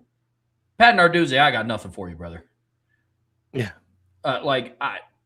You need to focus on having more than one double-digit winning season in your entire tenure at Pitt before you start concerning yourself. And Notre Dame's not the reason for that, bro. Exactly. Like, you're not going 11-1 every single year, and the only reason you're not going undefeated is because Notre Dame gets But that ultimately is what he's still mad about, I think. I think this all goes back to that 2013 game. When they went 13-1 at Michigan State, he was the D coordinator. And for the first time in his history as a defensive coordinator, you had officials that actually called all the holding that Darqueze Dennard and Troy Waynes did constantly. They finally started calling it. They lost, and they had their chance to play for championship. That's what Pat's still mad about. They had a shot 2 years later, and they got beat 38-0 by Alabama. But, I'm just saying. I'm just saying. I think a lot of that's still some resentment back then. But the reality is, Trevor, is the issue that I have with the ACC is I don't need them to kiss Notre Dame's butt. Notre Dame doesn't need them to kiss Notre Dame's butt. What I'm tired of is this crybaby stuff that we constantly hear from them. Like, oh, it's not fair. It's like, they're this, they're that. It's like, hey, man up. How about you get better? Because here's the deal. For the Miami fans in the chat, Miami was sick of losing. So what they do, they went out and paid a lot of money to get Mario Cristobal from Oregon, and they've put a lot of money in the program to allow them to go buy players. And I don't say that as a shot because Notre Dame's doing the same thing. Notre Dame didn't get the #1 recruiting class in the country last year because they were offering kids Golden Corral gift cards and a great academic situation. You know what I'm saying? Like, I have no problem admitting Notre Dame spending money because that's the rules. And so Miami's out there now. Some things Miami's done I don't particularly care for. Getting guys that outside the portal windows, and the Xavier Lucas thing I don't love, the Darian Menson thing I don't love. But you know what? They're doing whatever they need to do to go win. Why is Miami able to do that? Florida State can't. Why can't Clemson do that? Those are choices. They're not successful because of choices that they've made. You know what I mean? Like, get better. You want to be better? Get better. Miami is now gauging themselves on how do we beat the Notre Dames of the world? How do we beat the Ohio States of the world? And that's what they're trying to do. While the rest of the teams are like, well, we're just going to cry about how hard it is and how we can't win. I mean, Trev, like, if you really think about it, take the Notre Dame part out of this. There's 5 ACC teams that were in the top 25 of revenue last year. None of them were in the top 10. But, like, you're telling me you can't have a consistent ranking that matches kind of where you are where you are from a financial standpoint? I mean, heck, if you look at this, one of the best teams in the league is Louisville, who's like down there like 8th. I mean, Georgia Tech's been really good the last couple of years. They're down here now. The one statistic that's a little bit misleading is this SMU one, because remember, SMU's not getting paid to be in the ACC. Right? They're not getting TV money. Yeah. Once they get TV money, they'll obviously be up a little bit more because they do pretty well. But, that's the thing, Trevor. Just stop crying. Get better. And this goes back to what we talked about with Lincoln Riley. You're mad at Notre Dame kicking your teeth in, and so you just want them out. That's what coaches want. The ADs and the boards do not want that because, as I said, they know that Notre Dame equals dollars. And it's not just – here's the thing about, well, why does it matter that 20,000 people or 10,000 people are in the stands? Because that's money. That's 10,000, 20,000 more people buying food, paying for parking, staying in your local hotels, eating at local restaurants. The amount of money that comes into a school in a community when you have a game like that is measured in the millions. And in an era where everyone's trying to make the most amount of money, it blows my mind that these moron coaches don't have enough savvy business sense to understand, I don't love Notre Dame being in the league, but you know what? Them being in the league is good for us financially. Because what do you think your contract with ESPN is going to look like if Notre Dame bounces? And ESPN now doesn't even have the guaranteed 3-4 games a year of Notre Dame in the ACC. How do you think that's going to go? I don't see a whole lot of Notre Dame games getting put on the CW. I'm just saying. Your league is bragging about getting a bunch of games on the CW network now. I don't think a lot of them are going to be Notre Dame games. No. So, get rid of the team that is a big driver of your brand power, your brand revenue. Well, they're not in our league for football. Yeah, but you get 3 to 4 games a year, usually against them. So, I mean, you'd think they'd be smart enough to know, hey, I don't like it, but this is good for us. We just got to go get better. End of the day, that's what it's about, man. truthfully. And here's where I am coming at this from a Notre Dame lens. I don't need the ACC to love Notre Dame. That's never been my stance. It's just put your effort and your time and your area of focus into your own programs. Stop trying to go out and point the finger at Notre Dame for why you're bad. Mm-hmm. If you finish 7-5, only one of your losses came from Notre Dame. That's the way that it is. Notre Dame's not keeping any of these teams from competing for an ACC title. Mike Norvell is keeping Florida State from winning an ACC title. Right. Pat Narduzzi is keeping Pitt from winning an ACC title. Notre Dame's not doing that. Right. It's simple. If you just go out and get better, and the recipe for success will take care of itself. I'm with you. I mean, Trev, here since from 2015 to now, College Game Day has gone to Pittsburgh 3 times. 3 times. 2 of those 3, Notre Dame. 05, 2025. November 15th, College Game Days in Pittsburgh. Why? They weren't there for Pitt. They weren't there to celebrate Aaron Donald. They were there for Notre Dame. That's it. How do they not get this? This is what blows my mind. How do they not get this? The reality is the ADs, most of the ADs do, the commissioner does to a degree.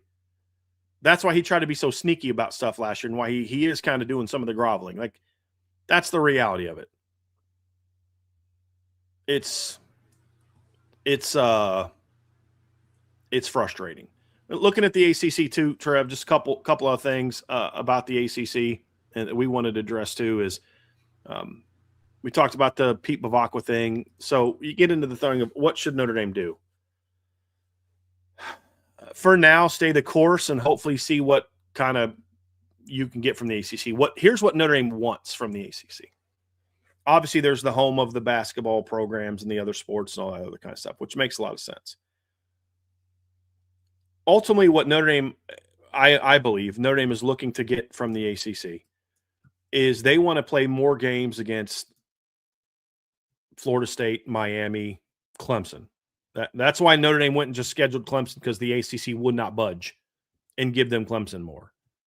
So they said, fine, we'll just go schedule Clemson on our own, which the ACC was not happy about. But you know what? You didn't give us what we wanted. It's funny that everybody talks about how Notre Dame ducks games, but Notre Dame's begging the ACC to put Miami and Florida State on the schedule more, because Notre Dame wants to play better opponents, and they also know that, hey, you're going to get more out of this game than you will have sending us down to flipping Wake Forest more than you sent us down to Miami or Clemson or whatever, Florida State and all that. It doesn't make any sense.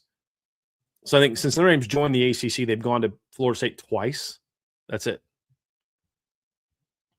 Just twice. I think they've been to NC State 3 times. And it was 2014 and 2021. It's only 2 times they've been down there. They've only been to Clemson twice in that stretch. They've only been to Miami twice in that stretch. But that's what Notre Dame wants out of this. Give us those teams more. We want those teams more, because Notre Dame understands the struggle that they have right now. They understand that right now, any good games we're going to have are going to be in September because of the way that conferences are. Some of those conferences, if we want to play an SEC team, it's going to be harder to have a bunch of games in October, November. You get some. They're going to play Auburn in October. I think is it next year, Trev? Is the first game against Auburn? I think it's 20. I think it's 27. Yeah, I think you're right. So I think that game's in October. So next year they're going to play that's game September 25th. So it must be the 2028 game that's in October. The game at Auburn is October 28th. So they're going to have that game later in the year. They know that if they're going to get good end of the season games, it's going to have to come from the ACC, like it is this year, where they're getting to play 2 really good teams in November. That's what Notre Dame is asking for. Give us your better teams more consistently. Let us play some of these marquee November games, because otherwise, I hate to break it to you, there's a bunch of games in November nobody cares about being played with ACC teams if you don't have your top Notre Dame teams playing Notre Dame. That's just a fact. That's just a fact. And that's not me being arrogant. That's not me. Oh, Notre Dame fans think that. No, I'm just giving you data. I'm just giving you I'm just telling you what the numbers say. It's the reason Miami's biggest games last year were 2 early season games. Their 2 biggest TV games were Notre Dame and Florida in the first month of the season. Well, think about this.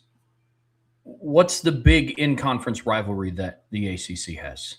The biggest rivalries in the ACC are all out of conference. Clemson, South Carolina, Louisville, Kentucky, Pitt, West Virginia, right? Miami, because nobody Florida. cares about the same football rivalries that are the great basketball rivalries. 100%. Nobody cares about Duke, North Carolina in football. Nobody cares about North Carolina, NC State in football. Nobody cares about, the basketball rivalries. Hey, Duke, Syracuse play each other in basketball. That's something.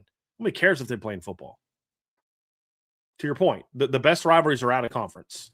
Yeah. And no other conference has to say that. I will say this. When Florida State and Miami are both good, that's one. Sure. But they just haven't both been good at the same time very often. But that would be the only one that I would say is a good rival, a good football rivalry that anybody cares about of conference teams. But who's cared about it recently? 100%. Yeah, I'm with you, man. As far as what Notre Dame should do, on the field, keep handling your business. Yeah. The ACC outside of Miami can't sniff you. That's why the November 7th game is going to be electric. Right. That's why nobody's looking forward to Notre Dame Stanford. Clemson, we got to give Clemson hasn't been good the last couple of years, but they have beat Notre Dame the last time they played in 2023. I'm sorry. I was talking about just this season. This year? Okay, yeah. Yeah, that's my bad. Yeah. Just this season, keep handling your business on field. Right. Off the field, you got to start making moves, whatever that is. Like whether that's being able to use your financial backing to say, like, no, we want to play like playing Wake Forest does nothing for us. Mm-hmm. Stop scheduling Wake Forest. Playing Duke does nothing for us, especially now that Mike Elko's gone. That's not doing anything for us. We want Miami. We want Florida State. You have your deal outside of the ACC 5-game agreement with Clemson. So that's what you got to do off the field. But it's going to be too. I would demand it. I'd say, look, use SMU, Cal, and Stanford being in the league as your reasoning to tear up the schedule. Say, hey, honestly, listen, here's the deal. We got 3 new teams. We have to make some changes. Notre Dame's got a 10-year with Clemson. We're going to make some changes. And here's what those changes are. And if I'm Notre Dame, I'm demanding we want 2 of Florida State, Miami, and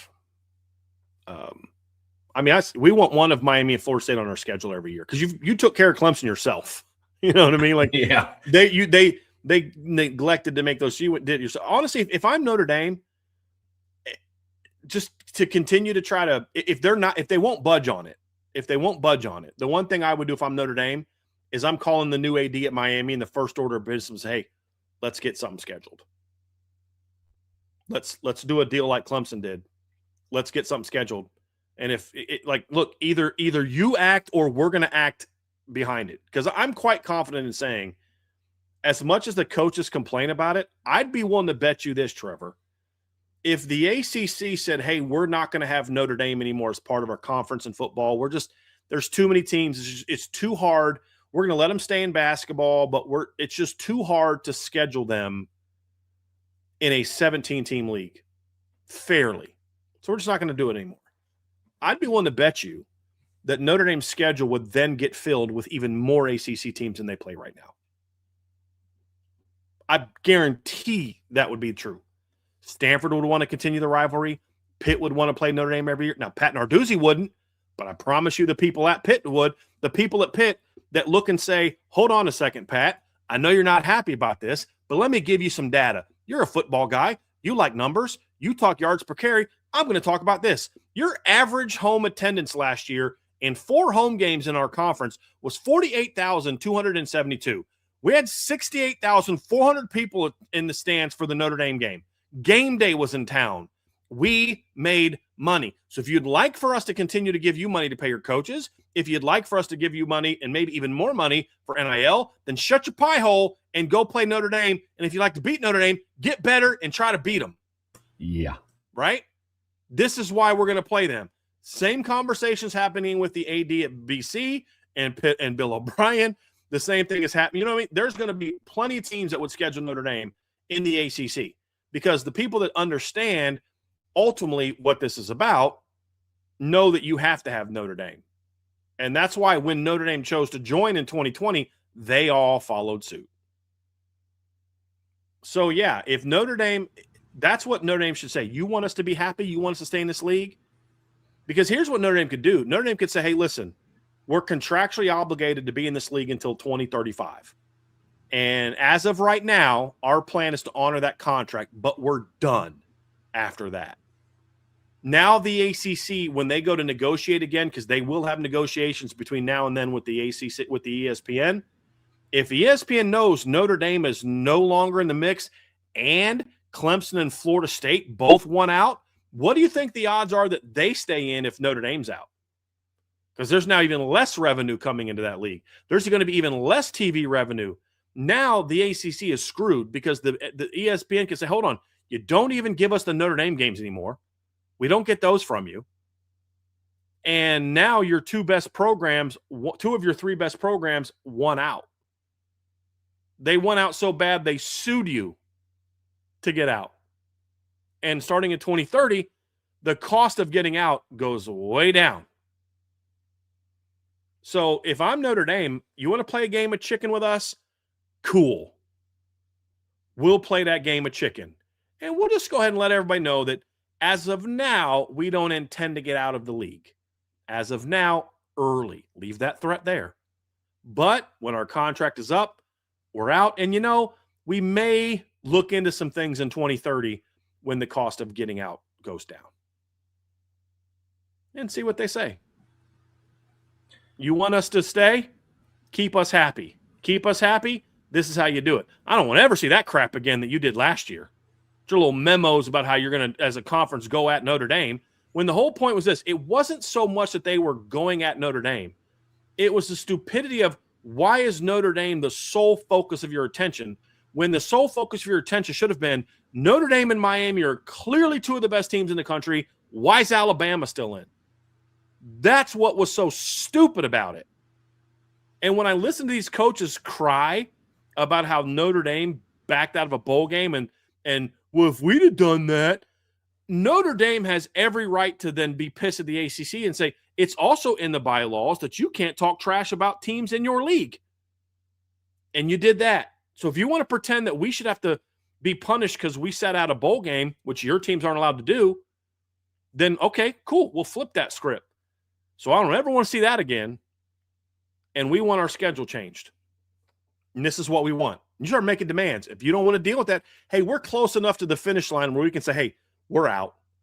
We're going to stay in till the end, but we are at least thinking about what decisions we might need to make when the buyout goes down in 2030. And that's where we're at. So that's what I would do. I would demand changes to the schedule. Yeah. I don't care if coaches cry. To me, to a degree, like if Notre Dame had a better schedule, I would actually kind of enjoy the coaches crying about Notre Dame because it adds a little bit to the rivalry, right? Like if Bill O'Brien's yapping about Notre Dame, like when Notre Dame beat Pitt, didn't it kind of add a little something to it that you had to watch Marcus Freeman kind of give Pat Narduzzi a quick little dap and bounce, and you just knew the agony that Pat Narduzzi was in? Didn't that kind of give a little bit of joy to that game? Because you know how much he talks. Yeah. Like I've always liked beating Clemson, but I'm not going to lie to you. If Notre Dame plays Clemson again soon, which they will next year, and they win, I'm going to have in the back of my mind, well, guess you guys should try to print some more money there, Dabo. You know what I mean? Like it adds to the rivalry a little bit. So I don't mind that stuff. I mind it when you get to the point where now your conference is doing things to now undermine Notre Dame. 100%. I don't mind coaches yapping. Go for it. We're going to talk about the SEC coaches doing that. I don't like it, but I don't mind it. It is what it is. It adds a little fuel to the rivalry. It's when they say things where they're just completely like, you have no clue you're talking about. Like you're a football coach, stay in your lane. You clearly don't understand business. Like you go begging for money. We want more money. We want more money, but let's kick out the biggest money maker we have on our schedule. It's like, look, remember that thing we just brought up? You talk about Miami just distancing everybody else in revenue. I just brought this up, right? At Pitt this year in their game against Miami, they had 49,845 people in the stands to watch them play Miami. The biggest of big dogs in the ACC right now. Was it 2 weeks before that, a week before that? They had 19,000 more people in the stands to watch them play Notre Dame. 18,555 to be exact. There you go. There you go. And somebody asked, what's Miami's excuse for not signing a deal with Notre Dame similar to Clemson? I don't think they've been offered one. I don't know that Miami has any interest in ducking Notre Dame. I don't think they've been offered one. I think the Clemson one has kind of been in the works for a little bit longer. Yeah. I think that's part of the reason why. And up until this past year, Miami wasn't worthy of needing to schedule a 10-game season schedule with. That's not a shot at Miami, but I mean, what was the draw to try to schedule Miami for 10 years before the last 2 years? Yeah. So I think Miami would be open to that. But that's the thing you point out, Trev, is like, I look at all these games. I'm like, yep, the Miami game didn't draw that many people. Matter of fact, let's go to the Georgia Tech game in 2024, the Georgia Tech Miami game. I believe that was at Georgia Tech, correct? It's a November game. They upset Georgia Tech, or they upset Miami November 7th. And big win for Georgia Tech, right? Big loss for Miami. I think first loss of the year. There were 47,358 people in the stands that day. Almost 12,000 fewer than what they had against Notre Dame. So, again, that's why. That's why. That's also why Georgia Tech is giving up their home game against Georgia, because they know they get more people in the stands. That doesn't happen against ACC opponents. So, but let them talk. That's okay. It adds a little bit of fun and a little bit of spice to the rivalry. Just kind of do what Notre Dame wants. I know that sounds a certain way, and it is a certain way. It is arrogant. But that's where Notre Dame is in this relationship. Like fine, you've crossed a line that, like Pete Vacco said, has created permanent damage. And I'll put on a happy face and I'll tap dance and I'll say all the right things as long as you're giving me what you need to give me. That's what I'm hoping that Pete Vacco was doing. If he's not doing that, then that's just not good leadership. But I'm not ready to criticize him for that yet, because I think there's a lot of things in the works. I'm hoping there's some things in the works that are going to say, okay, he was saying what he needed to say, because you don't give away your hand. You don't show your hand in a business battle or a legal battle. You don't show your hand. You play the game the right way. You say the right things, and then boom, this is what you get out of it, and you announce it. And that's kind of how Notre Dame has operated. So I'm still hopeful that that's the case. If it's not the case, then he's not a great leader. If it is the case, then it's savvy leadership. And I don't think we know enough about Pete Bavacqua to assume that which of those he's doing. I think we need to be patient, let it play out, and see if anything comes from it. And if nothing does, then we can say, okay, he ain't Jack. But if he is, if we do see Notre Dame get some things out of it, then we can say, okay, well done. Good job. How much did you get out of it? But I just have a feeling that the way that the ACC people are reacting, I think my buddy's read of the situation could be on to something. In that they're pretty mad for a conference that basically just punked Notre Dame out of the playoffs and Notre Dame just took it. Like, I just feel like they'd be doing some, if that's what happened, I think they'd be doing sort of a victory lap. I was about to say, I think it'd be more gloating than whining. Yeah.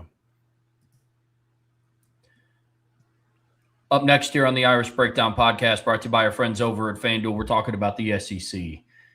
Common theme here, what we've been talking about today is just we've reached that point in the offseason where things are kind of going off the rails and people are itching for football to be back. Notre Dame and USC are just kind of lobbing nades across the country, and the ACC is just really in shambles right now because Notre Dame has all the financial backing in that conference, and a lot of the coaches and athletic directors don't like it. Let's pivot and talk down south and talk about what's going on. And this one at least is more like interconference. It's not necessarily the SEC taking shots at Notre Dame. This is more of like a State of the Union type of deal for the SEC, more so than leave Notre Dame's name out of your mouth type of deal. there's been two interesting things happening in the SEC the last month. And I want to address both of them, Trev. And the first one we don't actually have on the schedule, but I do think that this should be part of the conversation, and we'll circle back to that at the end. But one of them is there's been a dialogue going on with SEC coaches about what has happened. Like, why did we lose our hold? There was a very fascinating conversation that Kirby Smart had with two guys at a golf outing, and had some conversations about that. And they're all trying to figure out what happened. And we've talked a little bit about that. Like, here we have an idea of what we think happened, why we think the SEC lost their stronghold. But there's that conversation, and that's a healthy conversation to have. When Kirby Smart's being like, hey, why are we doing this? Hey, we had more guys drafted in the NFL than any other league. My answer to that's because once you got past day one and day two, especially day one, the bias that the NFL has towards SEC didn't completely go away this past 2 years. It's not gone. We saw that in rounds 3 through 7. But we did also see in round 1 that they're no longer assuming that the best of the best players are from the SEC either. And those guys are at Ohio State, Notre Dame, Indiana, Miami, teams like that. And because I think Ohio State had 4 first-round picks, Notre Dame had 2, Indiana had 3? 2. They had 3. 2. Omar Cooper and Fernando Mendoza. Okay, and then Miami had 3. They had the 2 D linemen and Francis Mauigoa. Yeah. So you had that's 11 of the 32 picks were from 4 schools not in the SEC. It's a third.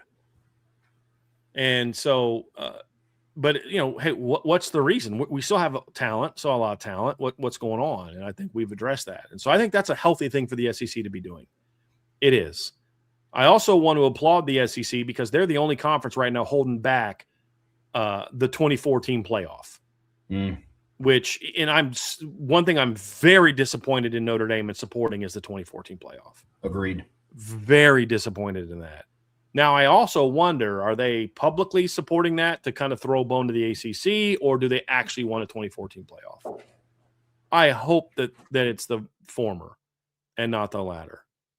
Very disappointed in Notre Dame that they're advocating. So right now, shout out to the SEC. They're the ones holding the water for no automatic bids beyond the conference champion, and we're not going to 24. Hold the line, fellas. Right? So SEC is kind of like a mixed bag right now. Like, there's some things they're doing that I'm like, hey, I wish Notre Dame was supporting them more in this. But then there's some other things that they're doing where you're like, dude, what grow up. And that's kind of the part of today's topic that we'll discuss, Trevor, is this kind of these shots that are being lobbed across the way at each other.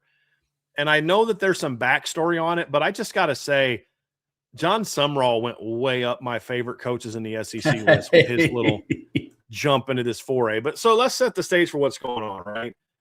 Lane Kiffin gets interviewed by, I don't know who was it, Trev? What was it, Esquire, Vanity Fair, or something like that? One of them, yeah. Like, dear football coach, and this is true for Mark, just coach football.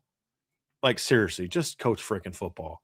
But Lane Kiffin made a lot of disparaging remarks about Ole Miss. And Lane Kiffin made some remarks about the legitimately problematic racial history in the league.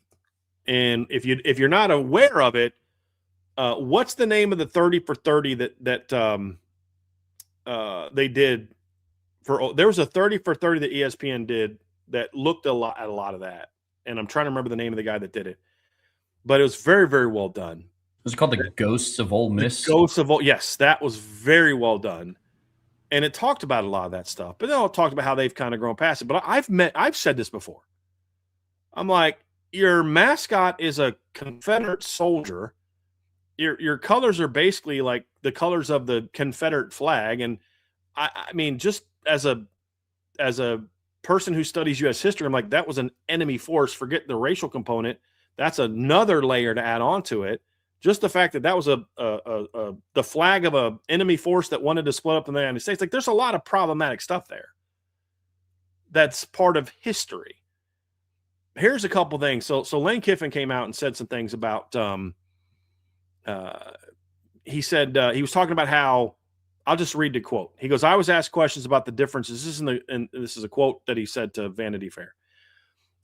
He said he was talking about recruits would say to him with the racial problems, hey, coach, we really like you, but my grandparents aren't letting me move to Oxford, Mississippi. This doesn't come up when you say Baton Rouge. Parents were sitting here this weekend saying campus's diversity feels so great. It feels like there's no segregation, and we want that for our kid because that's the real world. And then he said, I just hope that my comments come across as respectful to Ole Miss. What? So hold on a second. You felt that there was segregation at Ole Miss, but you stayed there for 6 years and recruited players, predominantly black players, to come play for you at a school that you believed was still segregating its campus and still had racial issues, and you said nothing? Really? That's what we're to believe? You were there that long and said nothing and kept recruiting players there, knowing this is going on, if it is true? What's ironic is they basically, LSU and Ole Miss have basically the same number of African-American students on campus. It's like a percentage point across. So like it's a total fabrication. So then you go to LSU and you say that, not knowing that your mascot was not named after some president 100 years ago favorite animal at the zoo.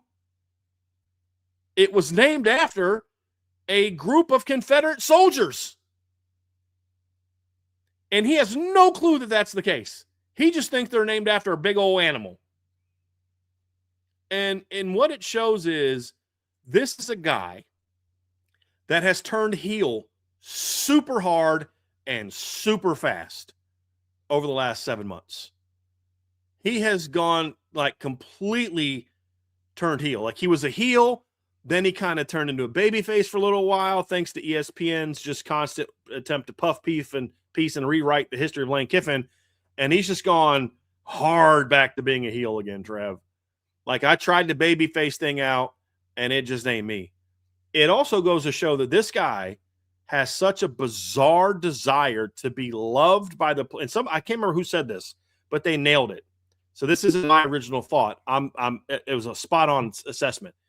He so desires to be loved by wherever he's at that he'll say anything he needs to say about the people that gave him all the love at the previous place. He'll turn on them in a heartbeat if it means it getting accepted and embraced by the place you are.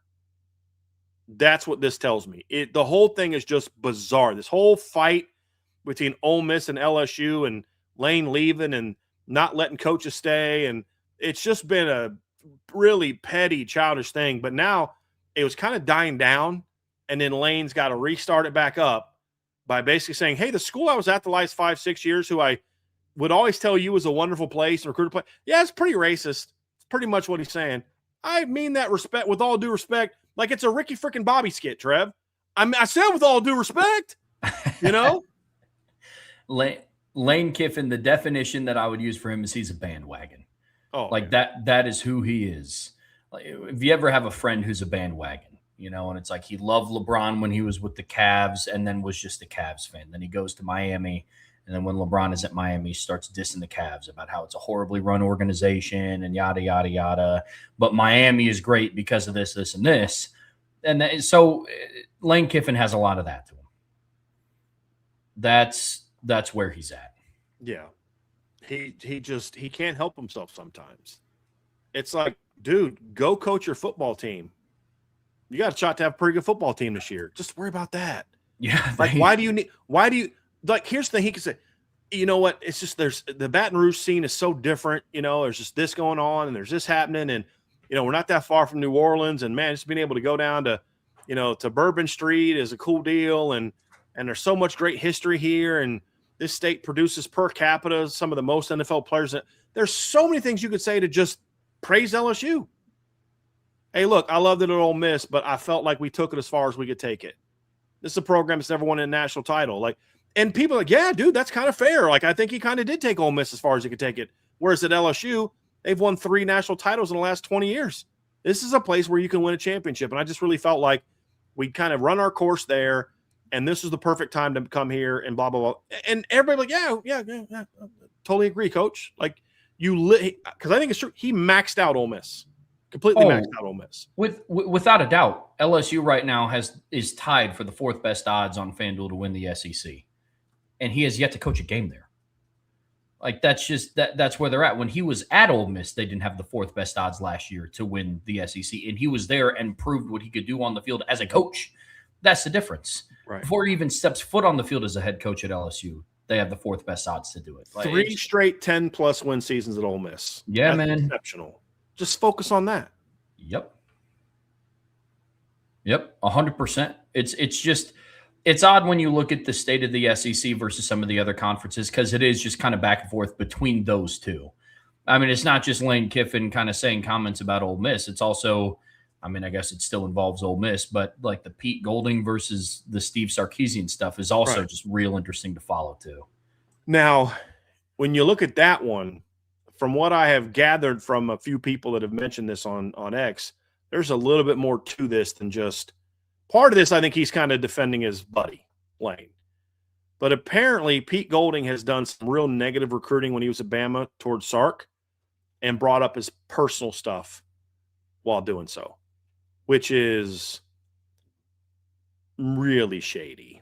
Yep. Like, you don't bring in a guy's marital problems and things like that to try to negatively recruit against him. That says a lot about you than it does him. 100%. So when you realize that, you're like, okay, I kind of get why Sark is saying that. But it's just kind of like, then say something about Pete Golding. You know what I mean? Right. Not about Ole Miss. 100%. No, I'm with you. That's the weird part about that going back and forth. Yes. Especially because kind of going back to what we talked about with the Lane Kiffin thing, Pete Golding so far is riding the coattails of what Lane Kiffin built it on. 100%. Not and what he's the reason that you and I think Ole Miss is going to take a big step back. 100%. So you know my stance on Pete Golding, going back to his Bama days. Throw all the shade at Pete Golding you want to throw. Throw all the shade at Ole Miss you want to throw. But my whole thing is, when you were there 6 years and just praised how great of a place it was and the diversity and all this, and now you're saying the opposite, I don't want to hear a word from you. If you were there for 2 years, you're like, I had to get out of there, man. That place is like, then I'm like, okay, cool. You've got a leg to stand on. That's my issue. Is none of this came out of your mouth the last 5-6 years when you were at Ole Miss. None of it. But now you want to act like this place is just, with all due respect, but I got all these parents saying, oh, it's nice to have diversity here. And it's not, my grandparent. What are you implying when you say your grandparents won't let you go to Oxford, Mississippi? What are you implying? Like somebody in the chat's not happy that he never said they're racist. I never said he said they're racist. He clearly is implying it, though. Like, I don't care how big of a LSU homer you are. He's clearly implying that. And if the roles were reversed, you'd be pissed about what he's saying. And you'd be saying the exact same thing that we're saying. And that is, he's clearly implying that that's the difference. Well, where was that 5-6 years ago? And where was that when he was at Ole Miss this whole time? And how many Ole Miss kids went with him to LSU? One? Anyone besides the D end? I have to look at that. I'll have to look too, but I'm not. It's just a bad look. It's petty. It's childish.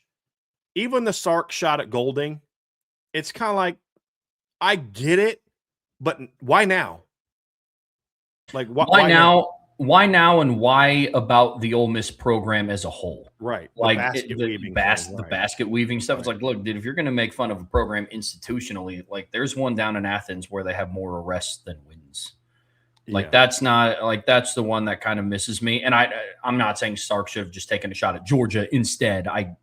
But basket weaving, like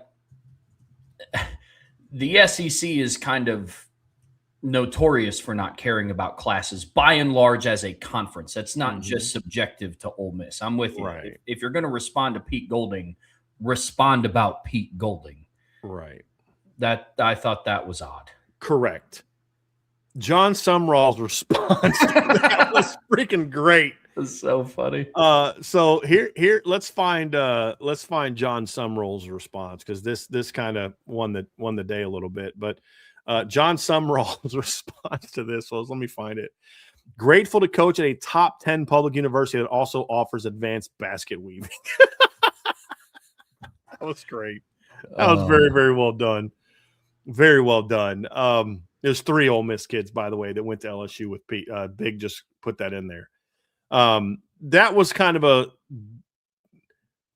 I don't take that as like that was kind of a shot at Texas, but also more of a let's diffuse the situation with a little bit of humor type of response. I felt the thing that's getting to me is like with the SEC is like they're starting to start sniping at each other a little bit, and we're not seeing the same sort of it's like, do y'all understand? Like, I don't have a lot of patience for people that don't understand what time it is, whether it's politics, business, neighborhood, school, sports, whatever. Like, you got to know what time it is, and you gotta be able to look outside where you are and say they're all coming for us. So let's have these conversations. Let's make sure we're looking out for each other publicly, and then we can have these battles privately. So if I found out, hey, Sark got Pete Golding's face at the SEC, good for him. You don't go to man's family, right? Like, you never heard us jumping on the bandwagon of people bringing Lane Kiffin's daughter in a certain situation. You know what I mean? Like, No. Like, there's just things you don't do. Lane Kiffin having marital problems, that's not our business unless he makes it our business. You know, and they put that stuff around. And that's my whole thing, Trev, is there's just certain things you don't do. And Steve Sarkisian has every right to think Pete Golding's a first-class POS. Has every right to think that. There just comes a point in time where, like, okay, but how do you handle it? How do you do it? Like you said, take a shot at him, not the school as a whole, where it just looks like you're defending your buddy and you're piling on to Ole Miss. It just looks like the big boys aren't happy that Ole Miss is rising up, no pun intended, to the rebel school. You know, and you know, you're just trying to hold down them because you don't want them to, you know, continue to get better. The interesting thing with the SEC is we don't see the level of camaraderie that they had before. Back in like the mid-20 teens, we heard a lot of, you know, you can't go to this school. Like, no team from out of this conference can go to Oxford and win. No team out of this conference can go to Bryant-Denny and win a football game. The common theme that I've seen so far this offseason have been twofold. When teams are not finding success, they do one of two things. They start lobbing grenades at each other within the conference, or they start taking shots at Notre Dame. By and large, that's not. But those are the two things that they've done. Like, think about it. Ohio State's not talking about Notre Dame. One, because Ryan Day has Marcus Freeman's number and they've had success. Indiana, in-state school, who honestly, it would piss me off, who would have all the rights in the world to start taking shots at Notre Dame. It's like, you know, we run the state. We do. They're not talking about Notre Dame. But they're doing it subliminally with, like, bringing the trophy to South Bend. Like, okay, that's like, okay, you know 100%. What? Respect. You know, it's a tip of the cap. I don't like it, but it's tip of the cap. Yes. Yeah. But I've seen programs and conferences do one of two things. The ACC, it's just their coaches and athletic directors are anti-Notre Dame because Notre Dame's been kicking their teeth in. Yeah. You know, for the SEC, it's each other. It's like, well, we're not good anymore because you're not holding up your end of the bargain. Well, you're not holding up your end of the bargain. You're taking basket weaving. And then you got Joey McGuire off to the side talking about, you know, the reason why they got lost and put up a bagel in the playoffs. Yeah, so Coach McGuire, disappointing 23-0 loss to Oregon. Yeah, well, you know, at least Notre Dame still needs to join a conference. And, you know, and like, what the heck? What are you talking about, dude? Yeah, they've got the teams, programs, and conferences this past offseason has done one of two things. They point the finger at each other or they blame Notre Dame. It's kind of the common theme of the 2026 offseason, and it's a choice. Yeah. It's very much a choice. Yeah. But it's just the whole thing's kind of weird. It's just like, you guys need to understand the moment you're in. When you're the big dog, you can have whatever fun you want, but like right now, A, you're not the big dog anymore. The Big Ten is. And B, they're trying to come at y'all in ways beyond just the championships. They're trying to do the 2014 playoff thing. There's all these things that are going on. Like, y'all have to understand the moment. That's my whole point, is handle this stuff privately. Because when you start doing this stuff, guess what's going to happen? Your players are going to see that, okay, well, we can just start taking public shots at such and such. And like, you don't want that. Handle it the right way. Handle it privately. For Lane, dude, you had to know that stuff was going to get put in there. You have been around this too long. You grew up around a coach. You've been a head football coach since what? Like 07, 08, something like that. When was this for? 09 was the job, was first years at Tennessee. You've been a head coach for almost 20 years. You're telling me you had no idea that those comments were going to be taken the way they were taken? Come on, dude. Come on. Like, I know you're not the savviest guy in the world, and he's a ball coach, but come on, dude. And just the whole thing, that the Ole Miss versus SEC, just the whole thing is just very petty. And it's like, y'all need to understand what time it is. They're coming for your throats. They've already taken your crown. Now they're trying to bury you. They're trying to say, no, we're the Big Ten. We're going to get our way. We're going to convince the Big 12 and the ACC to come partner with us. And we're going to make you not as relevant. And this is what you guys are doing behind the scenes. It's the same conversation we had in the ACC. Coaches don't know what time it is. They're still acting like petty, just doing coach stuff. When in reality, y'all need to be a little bit savvier about the new realities of college football. But to me, it's emblematic of, and I'm not sure if I'm using that word correctly. I think I am. It's symbolic. I'll just use that because now I know that one works, of why the SEC is not winning right now the way it had. Because you don't have coaches that understand what it takes to thrive in the game as it is today. You dominated the sport for 2 decades almost. And you got real comfortable with how things were. Things aren't that way anymore. Kids are leaving the South to go up north. Northern states are producing more kids that are big-time players. The Big Ten coaching is getting better. There's a lot of things that are going to where you can't dominate the way that you did without adjusting to the modern world of college athletics. Big Ten is adjusted. Notre Dame is adjusted. ACC's behind. Big 12 is starting to catch up a little bit. At least some teams are. And you guys are trying to pretend like it's just same old, same old. And there's some big things happening in the sport right now. And you're showing no leadership. You're showing a bunch of childish, you're fat. No, you're fat. That's basically what we're doing right now. When it's like, have that debate, but have it in the right place, the right time, the right location, and all those other things. And that's my frustration with this. Y'all need to understand what time it is and what's going on around you, and realizing, like, hey, as much as I dislike you, that you're a nuisance to me getting on top of the league. That's an enemy, though. Out there, what's going on over there, that's an enemy. I don't see that happening to Big Ten coaches right now. I don't see Big 12 coaches taking shots at each other. They're all taking shots at Notre Dame. Like, that's my issue with this whole thing. And it's just a bad look. It really is a bad look. And right now with Lane Kiffin, it's like, dude, you got a chance to do something here at LSU. You got all the goodwill. Take advantage of it. It was an unforced error. That's what it comes down to. It was an unforced error. And now you're having to, I'm sorry, this, that, and now you're having to do that. And now you're having to praise Ole Miss and all this other kind of stuff. It was an unforced error. There's no need for it. Just focus on your team. And that's kind of my issue with a lot of this. Just focus on your team. And, like, what's Texas's deal? Like, Will Muschamp said something really like, oh, at least our kids have to go to class. I'm like, well, okay, what are you talking about?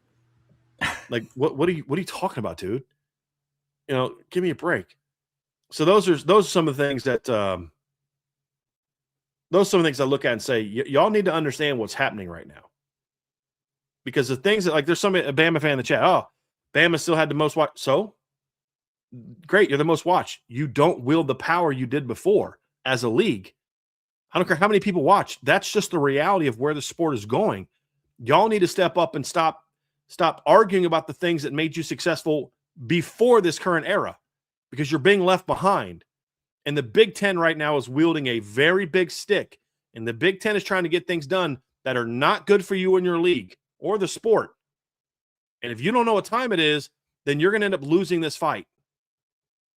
And then we all suffer. And that's kind of at the heart of where I'm coming from on this, Trev, is handle your business behind the scenes, but put together a unified, face to where it's not just – because right now, Greg Sankey, when it comes to this expansion stuff, is the Jon Snow meme from what's it called? What's the name of that show? Game of Thrones. Game of Thrones.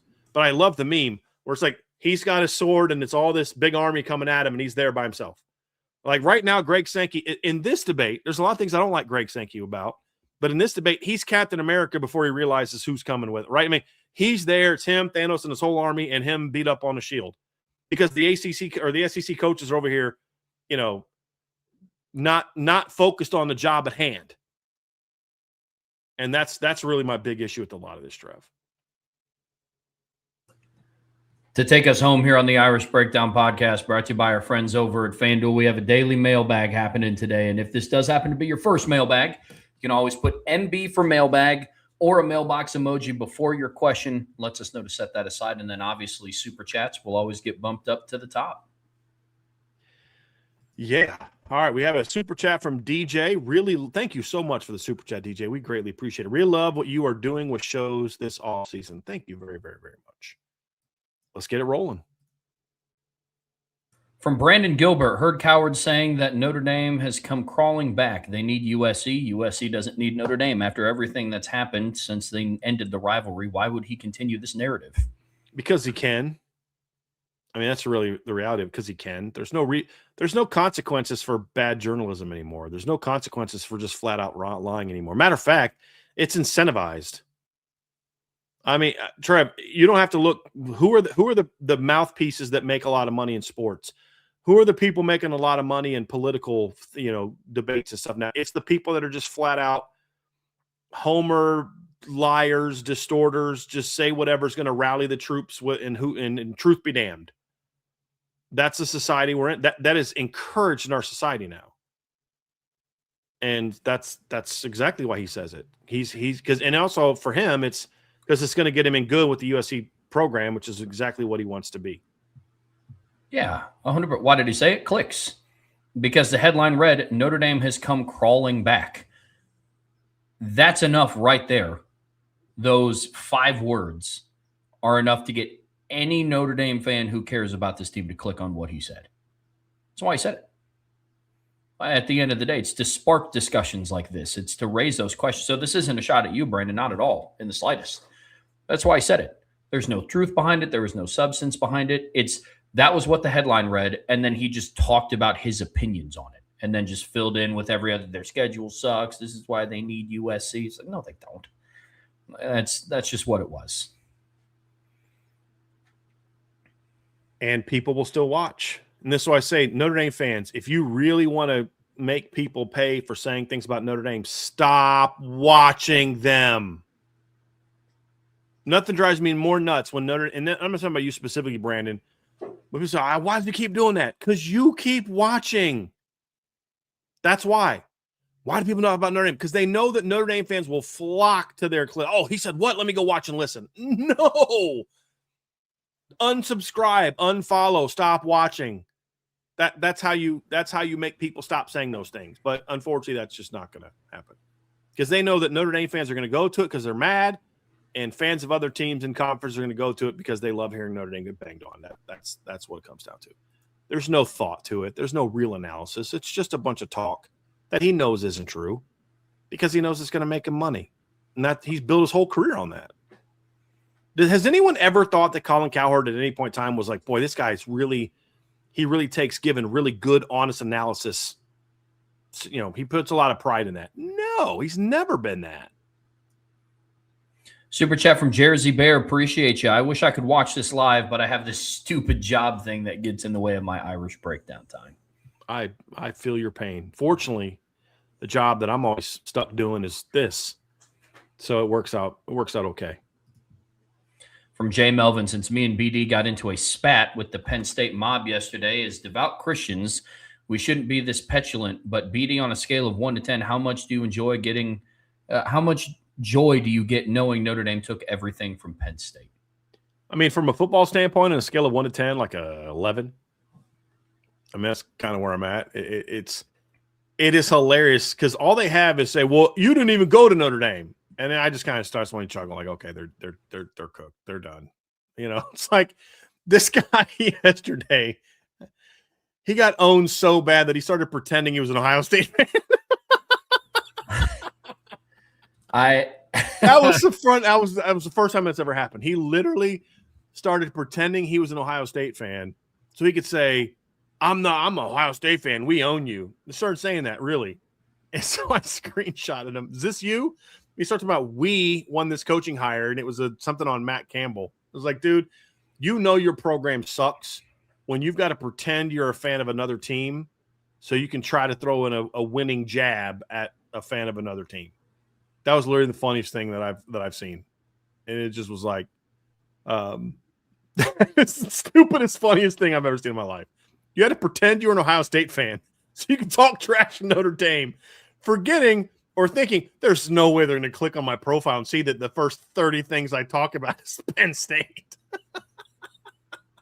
That's when you know your program sucks. When you have to pretend. And it's not like you had to do that as a Rutgers fan. I understand, bro. You're a Penn State. You're about to lose a quarterback to James Franklin, which is freaking great. Oh. I think, actually, has he committed yet? But yes, Notre Dame broke Penn State in a way that I don't know that I've seen in a very long time. Like, that program has just never been the same. And he commits tomorrow. Peter Bork commits tomorrow. It's down to Georgia and Virginia Tech. And, that program got completely broken by Notre Dame. And Notre Dame didn't play well that game and still beat Penn State. Spotted them a 10-0 lead. Their starting quarterback missed the series. They had 2 offensive linemen go down. Jeremiah Love was hurt. They still beat Penn State.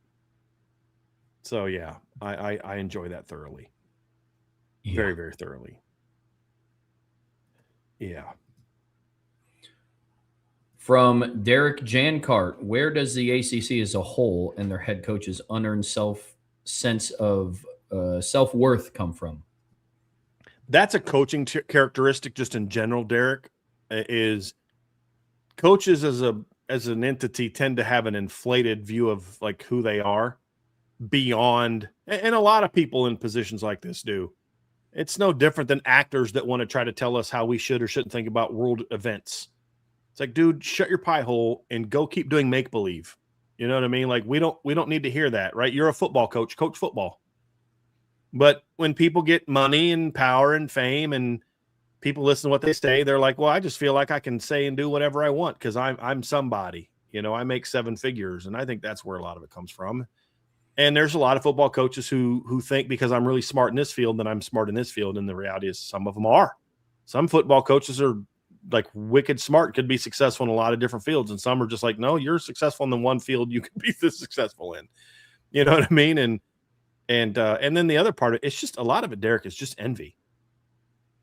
It's not even sense worth. It's sense of self-worth. It's envy. They don't have a great sense of self-worth because they see what Notre Dame does and they can't be there. And they know that they're not good enough to be there. They're not good enough to beat Notre Dame. They're not good enough to get hired by Notre Dame. They're not good enough to do anything with Notre Dame. And it's a sense of the exact opposite of that. It's an inferiority complex. Because you know who else? You know who I haven't seen badmouth Notre Dame? I haven't seen Kirby Smart say a thing about Notre Dame. I've watched Kirby Smart try to steal a bunch of Marty Biagi's plays. Why? Because whatever you think of Kirby Smart, and I've got my feelings on Kirby, good and bad, Kirby's worried about Kirby. Kirby's worried about Georgia. You know, and you see those coaches that are, hey, I'm worried about my team.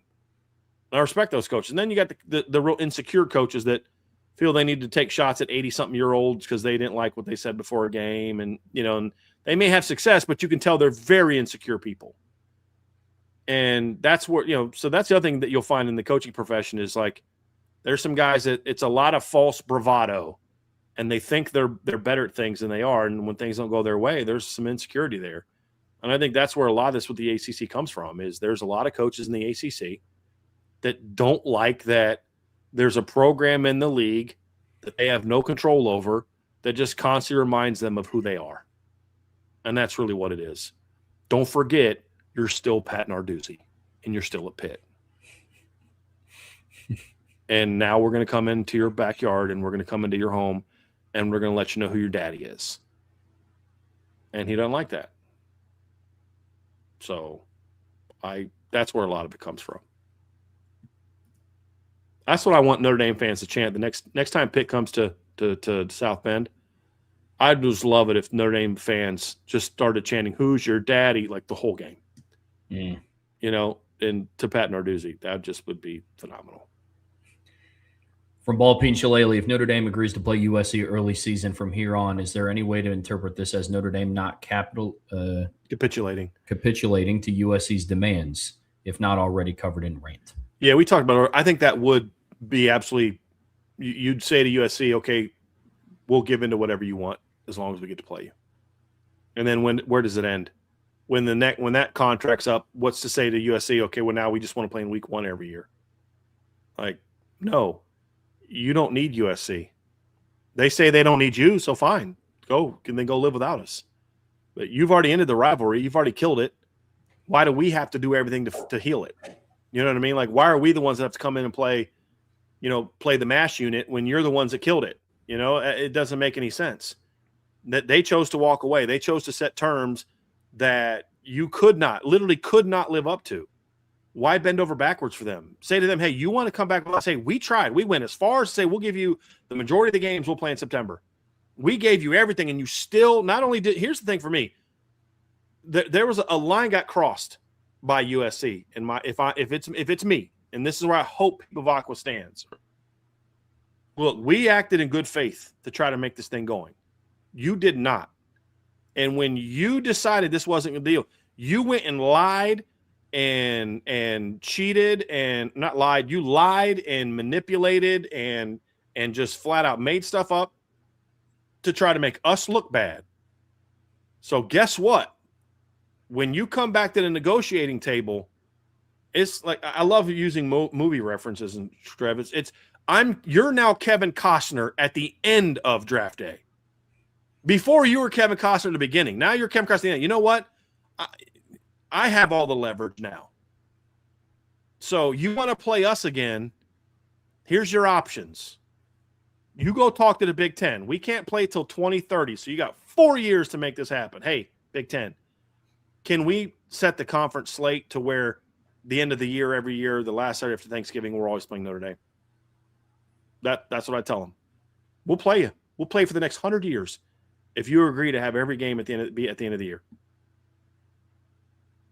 You know, if that's what Notre Dame wants. They may want they may like the home game in October and the road game in LA. I don't. But, you know, if that's what they like, then say that's what we'll do. You talk to the Big Ten. You got 4 years to make it happen.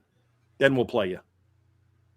But you had your chance to make it work in September, and we bent over backwards, and you lied to us, and you told those little losers like Ryan Karchi and Colin Cowherd that we're come crawling back to you. Okay, cool. Someone's going to crawl back to somebody, and it ain't going to be us. Because Ball P, and I agree with you, Trev. You may disagree. I'd love to hear your thoughts on this, Trev. But I do think if Notre Dame does sign a deal with USC, and it's for a bunch of September early season games, then basically what Notre Dame is admitting, hey, they had all the leverage. We had none. This was our bad. We'll do whatever USC wants. That's what I think Notre Dame is saying. And they can give, like, you know, well, it's good for the game. It's bullcrap. Bullcrap. If college football survives between now and 2030, then guess what? Notre Dame, and they can survive without Notre Dame USC. Because my whole point is this, Trev. Nobody cares about a game that happens in September unless Notre Dame loses. Notre Dame will get no credit in November from anybody for beating USC at the beginning of the year. Because if USC goes on to be good, yeah, but that was way back in September. They're a different team now. Nobody says that when Notre Dame loses. Nobody said that about Notre Dame this year, talking about Miami. Nobody said, hey, Notre Dame's a different team now. They're a way better team now. It just was like head-to-head, head-to-head, head-to-head, head-to-head. That's all they got. If the roles were reversed, well, Miami's a different team now. They're a lot better team now than they were then. They had a new D coordinator and a bunch of new players and blah, blah, blah, blah, blah, blah, blah, new quarterback. They're a different team now. You got to, again, for Notre Dame's got to know what time it is, Trev. You got to know what time it is. You got to know that you're the villain. You didn't do anything to deserve it, but you're the villain. So if you give in to what they want, you're still going to be the freaking villain. They're still going to hate on you. They're still going to talk trash about you. So if you're going to be the villain, then do villain stuff. Do the things they're accusing you of. And say, fine, you want us to be that? Screw you. This is who we are now. And then go kick the crap out of them all the time. That's what you do. But if you do this and you cower to them, you basically say, yeah, you can do that to us and we'll take it. And you make it seem like, no, we do need you. We do need you, USC. That's what you basically tell them. No, you're right. We need you more than you need us. Because you were willing to walk away from this rivalry. We couldn't. I think it's a bad look. Very bad look for Notre Dame. What are your thoughts, Trev? Under the current circumstances, I would say it'd be Notre Dame caving into their demands. But here's what I want out of Notre Dame. One of two things. Either reignite the rivalry for some of the reasons that I said earlier. It's because it's good for college football. Neither team needs neither team. Now, I do think that if Notre Dame bends a knee and then moves it earlier in the season, then, yeah, it would be Notre Dame admitting that they need USC. I just want to see the game played. And maybe I'm thinking of this in too much elementary terms, but I think the best way to settle this is on the football field. Maybe that's just me. But it's like USC wants to run all this and talk about how it's too hard to play them in the middle of the season in between. Fine, okay, we'll play you in September. We'll still beat the ever-living crap out of you. That's fine. Well, what's that going to do for you? You want to start the season off 1-2? That's fine. You can do that. It's fine with us. Or 2-1, I guess, because they're going to schedule San Jose State and Western California, Tech A&M, Abilene Christian outside of when they have to play Notre Dame. That's fine. But you either do that or you release your receipts that you have of USC having, like, playing this the wrong way. I'm like, if you're going to be the villain no matter what, to your point. So release all the receipts that you have. Like, don't be this proverbial doormat for college football and just be able to sit in your ivory tower and just be like, well, we know in our hearts we took the high road. People aren't going to like you regardless. Like, put out the receipts. It's like, no, USC, this is actually what our proposal was to you guys, and you guys shut it down. No, you guys knew about this when Tony Petitti released it all out to you guys. So here's the documentation about this. That's what I want to see. I just want it to be something. Like, and now that's my selfish wishes. Stand up for yourselves. That's what I'm saying. Stand up for yourselves. That's the crap that Kevin White did. That's the that's the stuff that Notre Dame ADs did before Jack showed up. Is they just kind of, well, we're just the nice guys. We're the Catholic school. We're the no. Because if you do that, look here. This is the reality of the world. We live in a fallen world. When you let people know they can bully you, they're going to bully you. That's just sadly the truth. There's always going to be bullies out there. And when they know you'll just take it, they're going to come for you. They're not going to go to the guy that punches them back. They don't want that smoke. They're going to go after you. They're going to bully you because you let them. And I don't want to see that from Notre Dame anymore. They did that for a long time. Long time. 100%. That's one thing Jack got rid of. All the good, he did some good things and some not good things. The one thing that Jack did is Jack made Notre Dame a powerhouse again when it came to the brand. So I hope that, and I don't know that Pete's not going to do that. Again, this is way too 100%. early for us to assume one way or the other with Pete Bavacqua. We don't know. We're speaking in what we don't want to happen. We're not saying that as if I think Pete's going to do this and I'm really worried about it, Like, I don't know what he's going to do. I hope he does the right thing. If he doesn't, then I'll call him out for it. But if he does, then I'll praise him for it. It's real simple.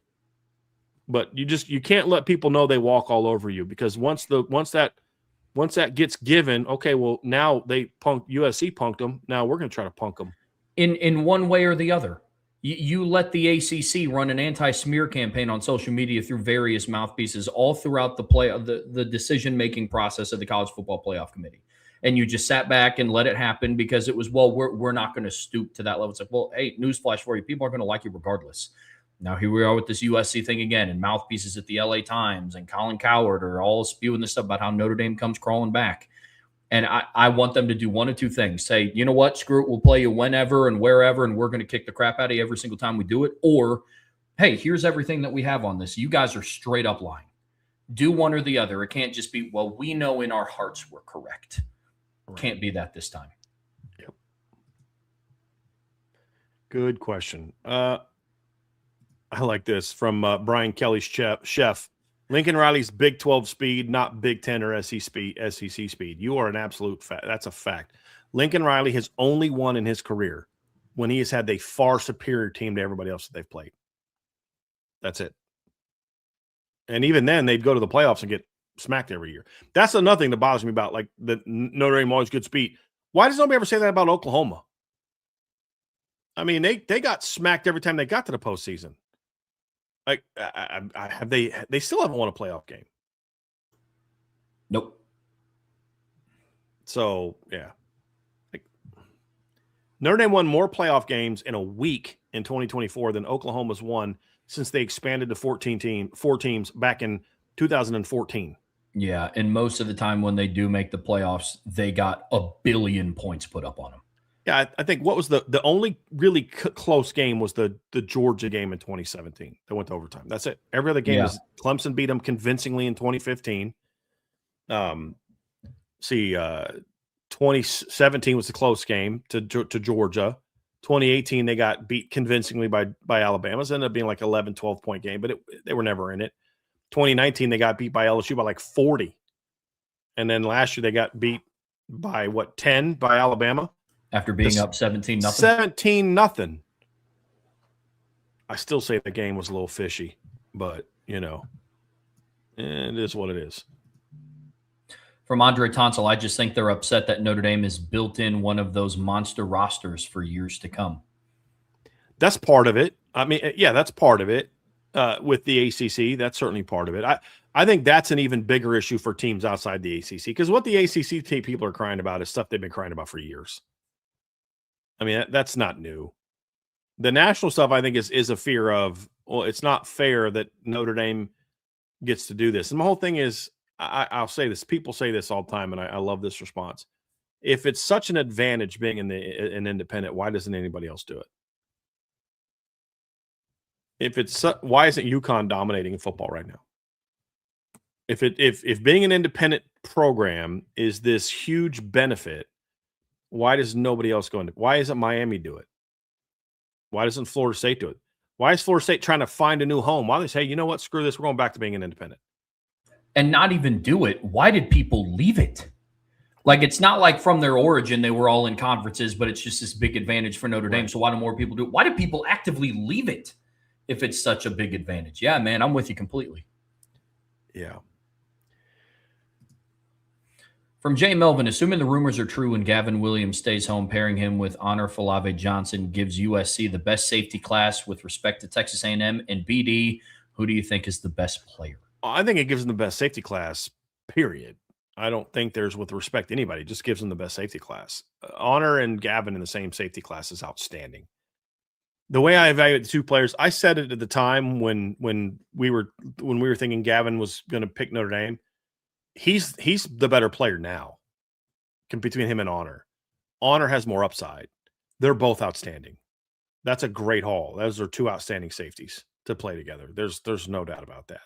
That'll be a big pickup if that's the way that it goes, and it's definitely trending that way.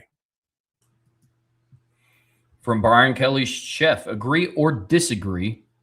The only thing ACC's athletic directors and coaches should ask Notre Dame is, what do you want to eat and what do you want my wife to wear? I mean, I love where your head's at, but if I'm getting, like, right now with me being ticked off and the energy you have in the show, then I want to say yes.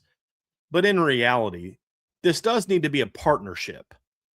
Like for Notre Dame, it's better for you if the ACC is also good.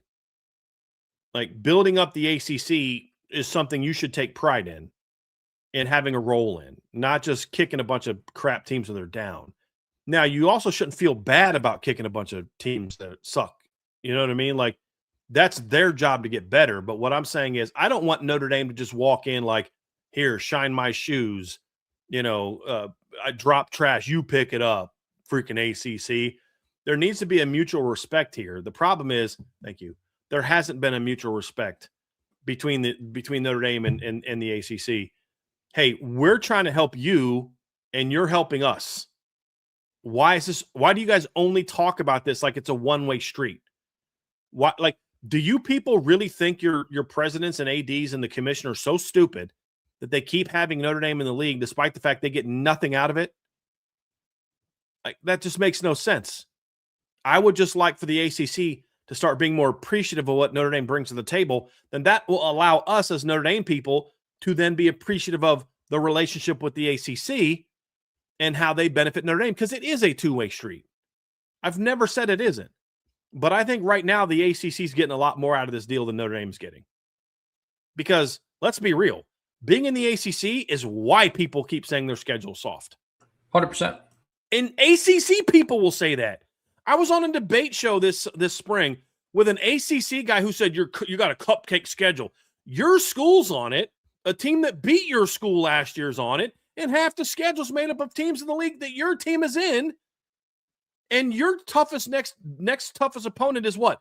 It's either one of Wake Forest, Duke, or Florida State. But like, it's just the narrative is there. Oh, your schedule's off. What makes you say that? Is it like, well, I mean, you play the ACC. You're an ACC fan. Yeah, I know. Like, it's dumb. Notre Dame is hindered by playing in the ACC right now. They got a garbage schedule because the way they schedule, they get garbage teams every year. And everybody complains and cries about how their schedule's off. Notice that didn't start happening until Notre Dame joined the ACC. So it'd be nicer if this was a mutually beneficial relationship. And that's what I'd want. Like, if we're talking like real talk here, like, yeah, we're throwing bombs at the ACC. Yeah, you walk in, what do you want? And, but that's not what I ultimately want it to be. I want it to be a mutually beneficial relationship. That's what I want it to be. And it's not right now. I think Notre Dame being able to say, hey, ACC, this is what we need you to do to help us, but what can we do to help you? Because this ain't good enough. We're tired of you guys dragging our schedule down. So either A, you get better as a league, or B, change the freaking schedule and give us your better teams. And don't be like the Big Ten. We're not setting the schedule for the next 10 freaking years because we don't know who's going to be good. We're going to reset it every 3 years, just like the Big Ten does, which is actually smart. Mm-hmm. We're going to set our schedule for the next 2 to 3 years, and then that's it. And then we reset it because then maybe Florida State, Clemson, and Miami stink or something like that. And this team is really good, and you want to get that team on the schedule for the next 3 years. And even then, it's still hard to know from year to year. It's like all the people call Notre Dame's schedule soft. But what they don't say is Notre Dame signed this deal with Wisconsin right the year after, right after, the offseason after Wisconsin had just played Penn State in the Big Ten title game. When they signed with Penn State, or the game with Wisconsin, they were one of the premier teams in the Big Ten. It's not Notre Dame's fault that they suck. When they played Florida State in 2024, soft schedule. They played a team with 13-1 the year before. Same thing happened with Indiana. Oh, Indiana's schedule soft. They purposely scheduled a soft. Yeah, out of conference, but before the season, did anybody think that schedule was going to be soft? Did anybody think a schedule that had Ohio State and the two teams that just played for the national championship was soft? No, but you didn't know that Michigan and Washington were both going to take huge steps back. So it's hard to really know. But this notion of, they schedule soft teams. Well, the only teams that they're on there that are scheduled that are soft are ACC teams. So, it's very frustrating. When they scheduled Michigan State, they were a better football team. They weren't what they are now. They weren't like, oh, Michigan State sucks now. Let's go play them. It's just the logos on the helmets and the names on the jerseys. If Notre Dame on senior day was playing Washington, who went 9-4 last year, if Washington went 9-4 last year, not SMU, nobody would be making fun of who Notre Dame plays on senior day. But they just see SMU, and because it's not a household name, it sucks. And talk about BYU and Provo. USC is a more household name than BYU. BYU is a better football program right now, kind of by a lot.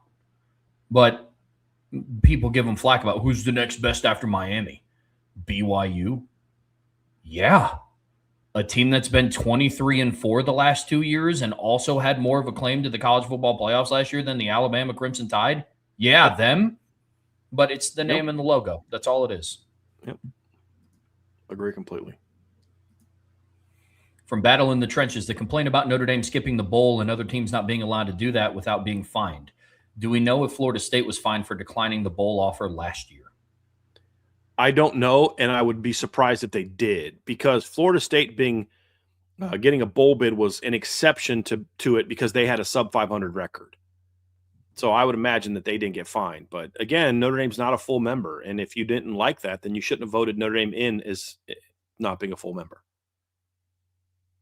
So, yeah. I just looked. They were not fined. They were fined $50,000, however, for their fans storming the field when they beat Alabama. I'm sure they'll take that one. I just wanted to find some way to bring up again that Alabama lost to Florida State. I mean, they shouldn't have. I don't know why they were so excited. That game wasn't even close in the fourth quarter. No, they should have stormed the field at the end of the third. Yeah, I agree. Oh, here we go. From Salty, who has done the worst at a school with many disadvantages in recruiting? Lincoln Riley at USC or Brian Kelly at LSU? Many advantages. That's an easy one. Lincoln Riley. Brian Kelly's worst year was, this past season, he went 7-6. That's like Lincoln Riley's third best year. Brian Kelly, for all his flaws at LSU, still played. He's played for the SEC championship. Won 10 games, produced a Heisman Trophy winner in a year that they didn't get beat by Utah. So no, Brian Kelly's 4 years at LSU, he won 10 games, 9 games, and went 5-3, and got fired after starting 5-3. He went 34-14 at LSU. I think he and I would also argue that Brian Kelly played a much tougher schedule during that same period of time than what Lincoln Riley played. Yeah, had more big wins. Say what you want about Brian Kelly, he beat Alabama. They had some very good wins. Didn't have a lot of them because that's who Brian Kelly is, but there's no comparable win on the resume, in my opinion, for Lincoln Riley. There's no win over Alabama on their resume. And like a Nick Saban coached Alabama, there's no win like that on his resume, I don't believe. So I would argue that it's Brian Kelly has done a better job. Do you agree, Trev? I do. Lincoln Riley's best win at USC is Notre Dame in 2022 when they were the 15th ranked team in the country? Marcus Freeman's first year. Mm-hmm. What would be their other really big win? Yeah, I agree. Oh, Brandon Gilbert, thank you for saying what the rest of us don't have the platform to say. It's my pleasure, and honestly, that's also partly why we do it. It's because we know a lot of you feel the same way we do, and we have the ability to say it. And since I'm my own boss, I don't have to run it by anybody. I can just say what's on my mind. And Trevor has a real cool boss that allows him to say what's on his mind too. Heck yeah. We actually had a super chat from Tyler Reese. Appreciate you, Tyler. Coaches need to just coach. Why is Notre Dame insistent on turning Marcus Freeman into a star celebrity? Does it actually win over recruits? We still have a lot to prove. Yeah, it definitely wins over recruits. It certainly plays a role in today's era. I think they can go too far with it, but okay. What was Mark Esquire? Was that the one that Marcus Freeman sent? Okay, I understand that, but you can't tell me that there aren't some parents that don't see that and read that article, and I'm sure it was very glowing of who Marcus Freeman is as a person and stuff like that, and didn't come away saying, boy, I think that's somebody I'd like my son to play for. It certainly has an impact on it. Because here's the reason why I think with Marcus Freeman it makes a lot of sense. Again, I think they do too much with him, and that's not because I have any negative feeling. Some of that things should be home with his wife and kids. They don't need him to do all that stuff. You know what I mean? But you have a coach who's genuinely a really likable person, genuinely likable. It's not fake. It's not funny. It's I was talking with somebody the other day, and they were talking about, guy was telling me a story, and I'm sure it'll be okay. This comes in is his wife had her kids with him, and she had some groceries, and she runs into Marcus Freeman. Stuff goes flying.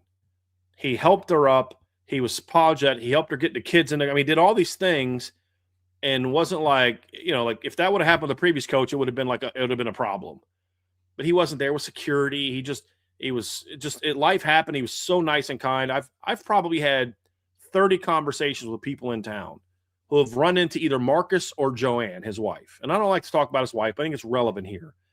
And literally every single instance that I've talked with someone about their interactions with the Freemans has been, I was shocked at how kind they were, how nice they were. They took the time to speak with us, and just genuinely nice people. And then one person was like, I didn't even know who she was until the end of the conversation.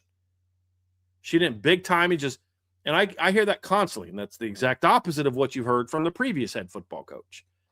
So when you have someone like that leading your program, you want that to shine. And I get that. My only thing is there needs to be a little bit less on his plate so he can still be a husband and a dad. That's my whole big thing. But I get that. And I also think to a degree, look at how Marcus Freeman dresses. He kind of likes that. He likes to be the star celebrity. He relishes that. Look at the car he drives. That's part of what he likes as well, on top of Notre Dame pushing it. So I get it. And I think in this era of social media, it makes a lot of sense if you have a coach like that to use it to gain attention to your program. I get it. Oh, I do too. Objectively, he's a good-looking cat. He was on the cover of Men's Health. He was in Esquire. Take advantage of that opportunity while you have it. And while he's still young enough, he's still young, yeah, right? 100%. Look, I would also hesitate to call him a star celebrity. I definitely get where you're coming from here, Tyler. But there's a line that you don't cross. And everything that he's done with Men's Health and with Esquire, it's all still football focused. If you go through and read the article at Esquire, it's about, him being a football coach and him bringing Notre Dame back to the stage that it's at and being snubbed from the playoffs. It was just some cool pictures mixed in there.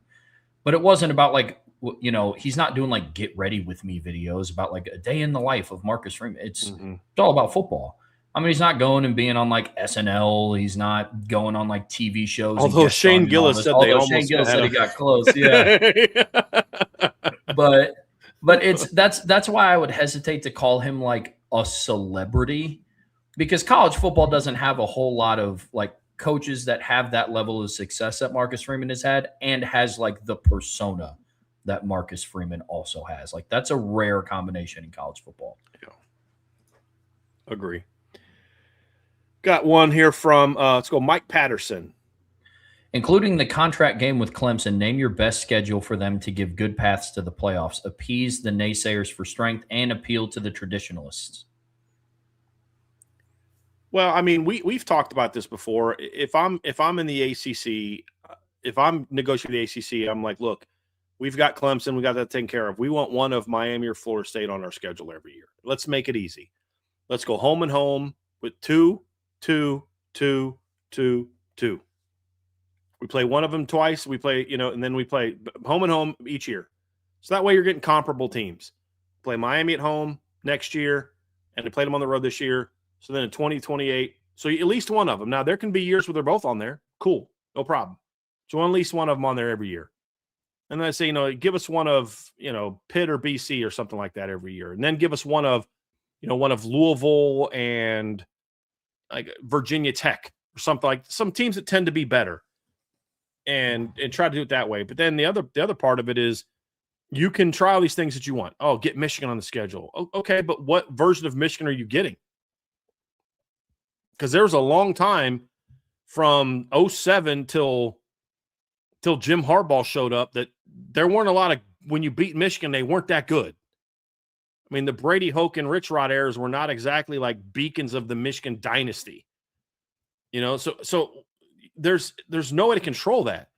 If you just took this year's schedule and made it 10 years ago, we're having actually, let's do that, Trev. Let's go back and look at if you had this year's schedule in 2016.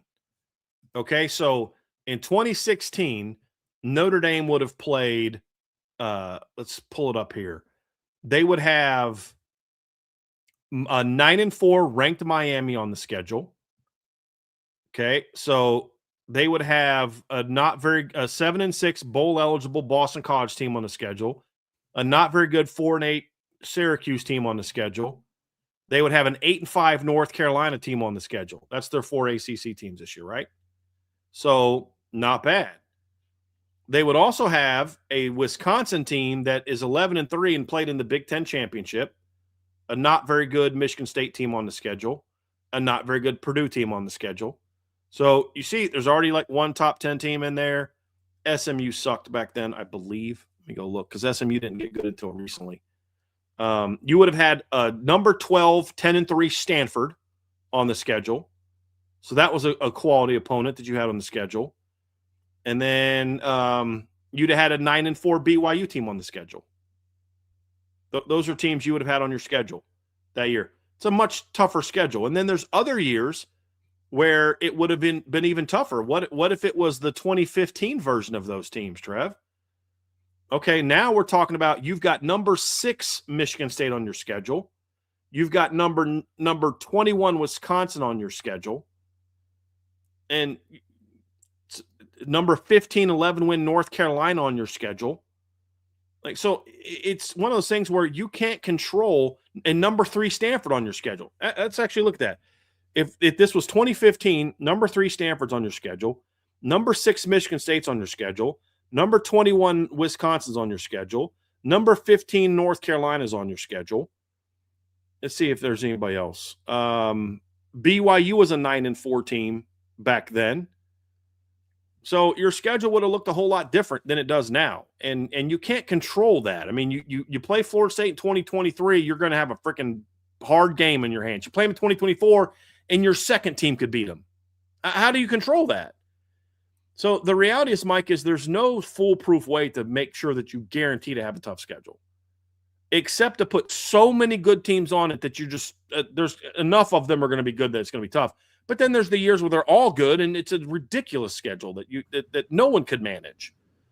So that's the challenge is you can't really worry about the strength of schedule. You got to go handle your business, because here's the reality, and we've said this to you guys a million times. If Notre Dame wins 11 or 12 games, it doesn't matter who they play. They're going to be in the playoffs. And if you want an example of that, just look at 2024. Notre Dame was 11-1, and their 2 best wins were over what? Navy and Army. And they not only made the playoffs, they hosted and went on a run. Handle your business. The schedule part gets very overrated. It's not like they're playing a schedule that's made up of MAC, Sun Belt, and Mountain West teams. You're still beating a bunch of Power 4 teams. Handle your business, and you're in the playoffs. It's as simple as that. And so we could go through and we'll do things like that over the summer for fun, Mike, where we'll say, okay, here's what the ultimate Notre Dame schedule for me. But then how do I know in 3 years that that'll actually be good teams? Yeah, that's the hardest part. You're right. Notre Dame in 2024 made the playoffs and hosted playing 4 G5 teams. 4. They played Northern Illinois, Miami of Ohio, Navy, and Army. And we can sit here and pound our fists on the table all we want. Army was ranked, Navy was ranked. They're better programs. Northern Illinois was a veteran team. Nobody cares because they were a G5 team. They just won't. So there's no perfect recipe, unfortunately. From Tommy Guns, Brian, do you know what this conference-wide issue is with the Big 12? What's he referring to? Maybe I'm reading this like, we talked about the ACC, we talked about the SEC, a little bit with the Big Ten, with USC, maybe just Big 12 is the one conference we didn't really talk about today, I guess. Tommy, if you don't mind kind of clearing up what you're referring to here, do you know what this conference-wide issue is with the Big 12? Maybe he's talking to – we made a comment earlier about how just randomly like Big 12 teams are talking about Notre Dame. I don't know where that comes from. I literally have no clue. We don't – like I say, we don't play any of you guys. I think the last time we played one of you guys, you beat us in the Fiesta Bowl. Like, what are you crying about? Like, yeah, I don't have a clue. Yeah, it's weird. It's like, what? Wait a minute. Why is the Big 12 commissioner talking about Notre Dame? What are you talking about? Why is Joey McGuire talking about Notre Dame? And it's like, okay, whatever. I just think it's a desire to stay relevant. Everybody else is doing it, so we'll jump in. Yeah. That's the only thing I can really think of. 100%. Yeah. All right, let's get to a couple more here. All right, here we go. Let's do this one. From Jay Melvin, with the roster that Chad Bowden has assembled the past 2 recruiting cycles, should absolutely be enough to win a championship, and the excuses are over for Lincoln Riley. Look at those rosters, BD. I don't necessarily agree with that. I mean, if we're trying to give an honest assessment, I don't think that USC right now, even with the recruiting they've done under Chad, has a championship roster. It takes more than a year to build a championship roster. And so, not really. Indiana did that over a couple of years. They just took a lot of the guys they had inherited that they took at JMU over. It wasn't like one good offseason. They had to land all those guys at JMU as well. And so, no, I don't think I don't know that I agree with the assessment that they're championship level right now. I think that what they should be, however, is in playoff consideration in November. That's where I think USC is. I don't want to be unfair and put a standard on them that they can't live up to, so that gives me an excuse to bang on Lincoln Riley. Now, you can bang on them for how come in year 5 you don't have a roster that's capable of competing for a championship. Like, that's a very fair conversation. But I don't think that Chad's been there necessarily long enough. Well, Notre Dame's new staff did that. Well, not really, because Notre Dame's new staff inherited what Chad had built already. Chad and Marcus had built, Coach Freeman had built already, and then just took it to another level. Where when Chad went to USC, he was walking into a bit of a mess. So I'd say within the next couple of years, that could be the case, but I don't know that that's where they are now. But they absolutely should be a minimum 9-10 win team in the regular season this year.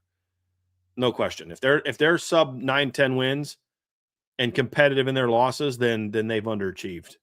No question. But I think it's unfair for me to say that this roster's championship. I don't think they're championship caliber receiver, mainly because they're all freshmen. Yeah, I mean, maybe in a year or two when their top receiver is not a sophomore and the rest of them aren't true freshmen, but they're not there right now. I don't think their quarterback is championship level. I don't think their D-line is championship level yet. I don't think their linebacker is championship level yet. So I think there's a lot of aspects that aren't championship level, but they're definitely better. You know what I mean? Yeah. Agreed. Unfortunately, their head coach is also not championship caliber. So, yeah. Here's hold on a second. I got to get something here real quick. So somebody sent me something that I thought was relevant to our show. But anyway, let's get got another one from Salty. This was asked before too. He said, how would Jack Swarbrick have responded differently than Pete Bavacqua has done to USC trying to cancel the rivalry? I don't know that's fair to say one way or the other, because this is a different situation than what Jack dealt with. And I don't like being, well, if Jack was here, I don't know how Jack would have handled this, because I don't know how Pete is handling it. That's the thing, is we don't yet know. Like, and what I'll say is what Pete Bavacqua did is he allowed USC, he walked away from the series. Kudos to him. And not giving USC everything. Hey, well, fine, we'll cancel the Texas game so you guys can get it your way. Like, he let it die and then immediately scheduled to be. I don't know how much more savage of a move you can do than to tell USC to say, okay, enough of this. We've bent over backwards to make this work. You clearly don't want to make it work. Now you're just making crap up and acting like, oh, we had no idea what's going on. So, screw you. And here's our contract that we're signing with BYU. Like, that's a pretty savage move. I don't know what else I could have asked from anybody else.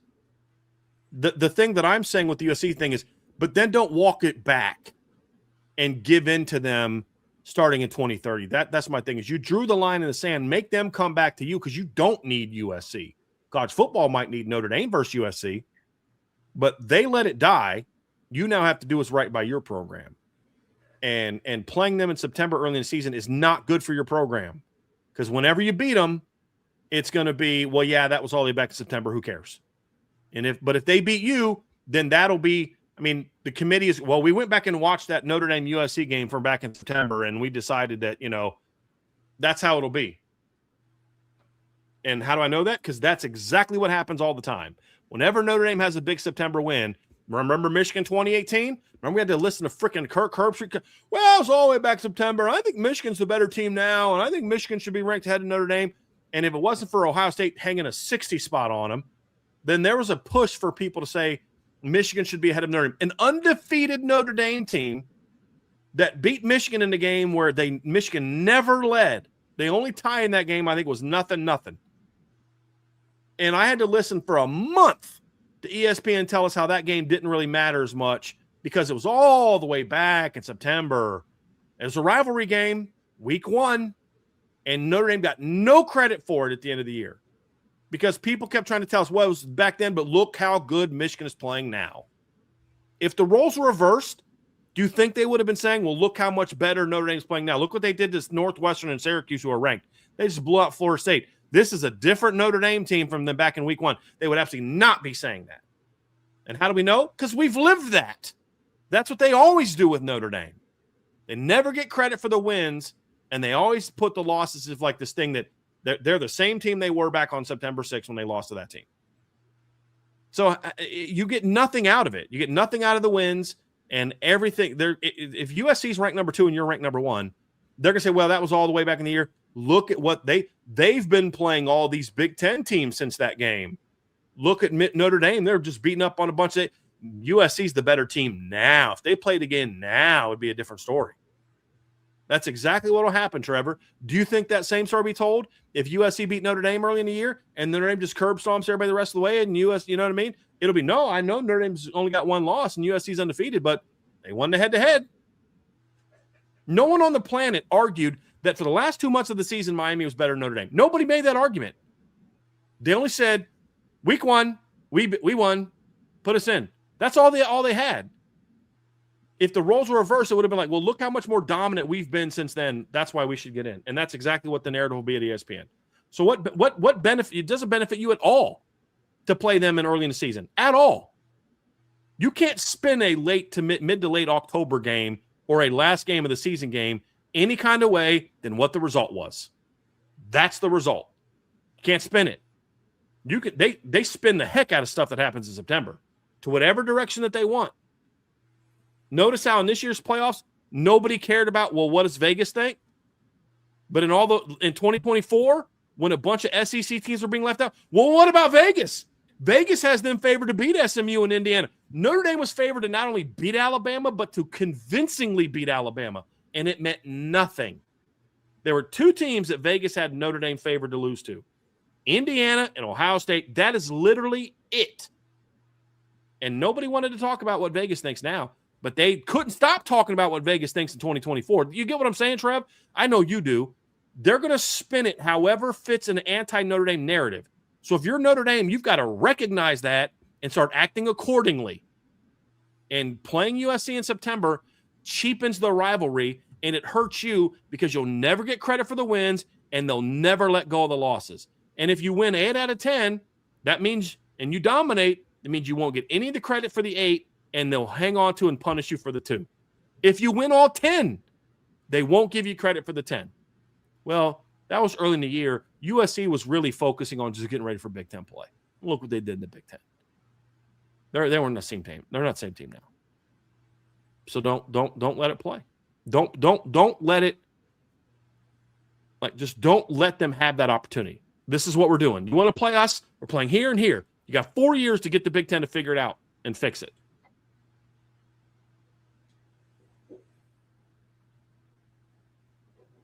Just left you silent, huh? I'll just reiterate the thing that I said before. Just don't do nothing. Yeah. I'm sick and tired of Notre Dame being a doormat, man. Like, I just don't do nothing.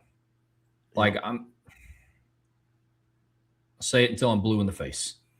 If you don't want to play USC at all, then unleash all the receipts that you have.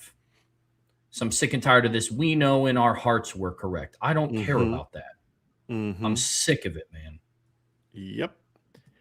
I got another one from Salty down here. Let me get a couple here real quick. Here we go. The ACC is in the midst of a decline in the performance of many of its sports teams, surprisingly, including football and basketball. Does the fault lie with the commissioner more than anyone? Yes and no. I mean, I think the commissioner as a whole is got to be more responsible for what are you doing to make sure that your sports have the things that they need to be successful. And in today's era, part of that is revenue. You know, why is your best football team is 12th in revenue, right? Like, what are you doing to fix that? What are you doing to adjust that? And I don't know that Jim Phillips is the man for the moment. I think Jim Phillips is still living in a world where the ACC exists in an old NCAA governed institution, and that's just not who we are anymore. And I don't know that Jim Phillips has the sway in his league to convince the school presidents to start putting more into football and more into sports. I mean, that's just the reality. A lot of this comes down to why are they not better? Because they're not investing in it.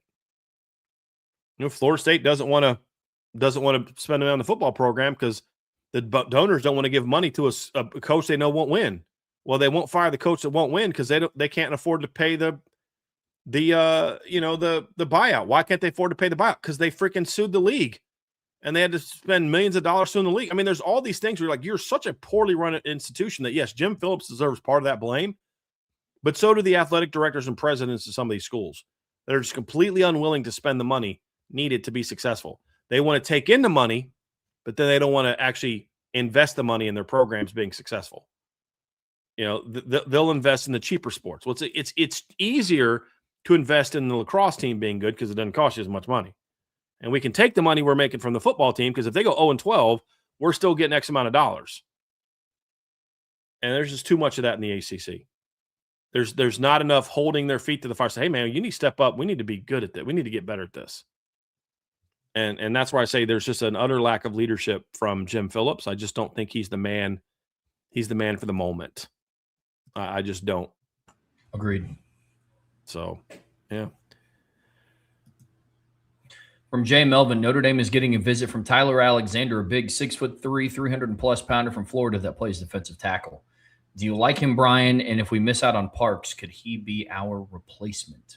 He could be. I mean, he's a very good football player. I don't grade him as high as Braden Parks, but he's a very similar type of player. And the one reason that there's a lot of reasons I really wanted Braden Parks, and on top of the fact he's just really good, but he brings that beef. You know, that big physical, he's a pure inside guy where Fuller Runshoe and Fakuntu and Xavier Muhammad are all kind of three techniques, can kind of play some big end. They're not stick them over the center and let them go to work kind of guys. They're not just, hey, let him two gap kind of guys. And I think Tyler Alexander gives you sort of that big body presence.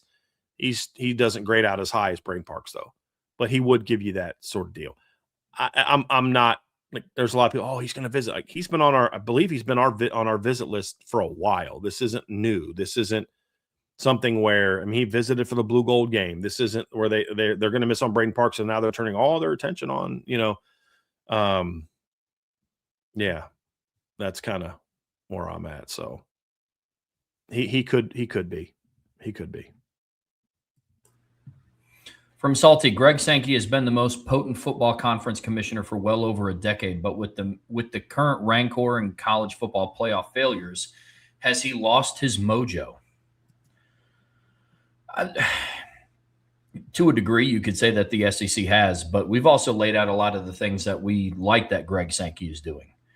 You know, he's kind of the man standing alone against the college football playoffs going to 24 teams. He's the man standing alone with the automatic bids thing from each conference. So I don't know if it's necessarily Greg Sankey losing his mojo. I think a lot of it is the coaches within the SEC have kind of like lost their way a little bit. I think they're shook and they haven't been able to rebound from the fact that they haven't won, let alone, I mean, they haven't played for a title in the last 3 years. I mean, that's ultimately where they're at. And right now, the team that's made it the farthest in the 12-team playoff was a team that they added from the Big 12 in Texas. You know, so I wouldn't necessarily say it's Greg Sankey. I think that there's a lot of things inter-conference that are, now, again, the buck stops, I guess you could argue with the commissioner, but I wouldn't put the college football playoff failures on Greg Sankey. I think he actually, as far as how he's managing the conference, is doing some relatively decent things. Yeah. I don't think the coaches have handled the environment. I don't think the boosters that had made their living giving out, $200,000, $300,000, $400,000 a year were prepared to give out 10, 20 million. and they just weren't ready for the changes. And I think they generally had kind of felt that, hey, well, these kids are going to stay in the South. They're not going to leave the South. They're still going to stay here. Don't worry about it, you know. And the other part is, it's not his fault that schools hired bad coaches. I mean, Greg Sankey isn't the one that said, hey, hire Brian Kelly, even though he's a terrible fit at LSU. Like, nobody forced him to do that. Nobody forced, you know, he didn't force Florida to hire Billy Napier. I mean, that's not on him. Again, I'm no Greg Sankey apologist. I'll approve things he did, but it's like with the Jim Phillips thing. What has he done? He's got money to the league. That's his job. He's fought for the league to the detriment of the game, in our opinion. We've called him out on that. But we've also said, but his job is to do what's right for his league at the end of the day. And that's what he's done. I mean, Notre Dame getting left out of the playoffs is a big part of the sway that I believe that Greg Sankey has. From Jay Melvin, does expanding the playoffs to 24 make things easier or much harder for the big dogs, Brian? And does it make it easier for Notre Dame to win a championship because we would have gotten in this year? No, I don't think it necessarily makes it any easier for Notre Dame to championship. We don't know that Notre Dame would have won a championship this year if they would have got in. And I don't think going to 24 does anything. Going to 16 would allow Notre Dame to get in. Getting rid of the G5 automatic bids would have allowed Notre Dame to get in. There's a lot of things short of go to 24 that helps Notre Dame to get in. Because if Notre Dame can't get into a 16-team playoff and they need a 24 to get in, they're not a championship team. So it doesn't matter. I do think that a 24-team playoff, if they go to a condensed calendar, does benefit the best teams. Because they're going to get buys, and the buys are going to be more like regular season buys, not playoff buys like we see now. Other teams, like let's say that the coaches committee, the AFCA gets their way. Round 1, week after Thanksgiving. Okay, so now Notre Dame, Georgia, they all get buys. They only get a week off. They're rested. That other team just had to play another, knockdown, drag-out game. I do think that benefits the better teams. And some of those 9, 11, 12 seeds that might have been dangerous for you caught a bad matchup in the first round and got knocked off, and that's made it easier for you. Like, the perfect example, the year the Fab Five made it to the championship game. It would be the 1991-92 season, right? Well, I think people forget. Let me go, let's pull this up. I'll make sure that I'm correct. But that year, I mean, they had to go on a run. They had to win some big games, and it was a heck of a run for, they had to beat number 1 seed Ohio State. They had to beat number 2 seed Oklahoma State. But the one thing that helped them a lot is in the second round, they beat Temple by 7 in the first round, 6-11 game. East Tennessee State knocked off number 3 Arizona.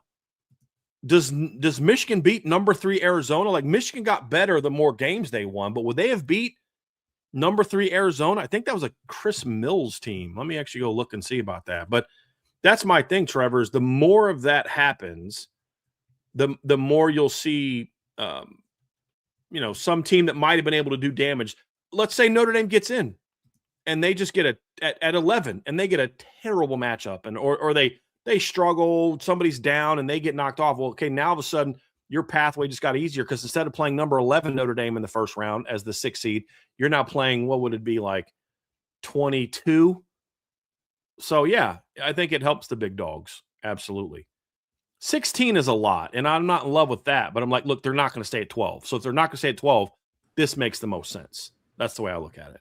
Agreed. I also think expanding to 24 teams would really cheapen the first round too. I mean, I think viewership on a per game basis would go way down. I mean, we got a sample size of that this year. I mean, going into the playoffs, Tulane, let's say they implement the 24 team rule. Tulane would have just made the playoffs as an at-large bid at 20. They lost 41-10. That's what the first round would be.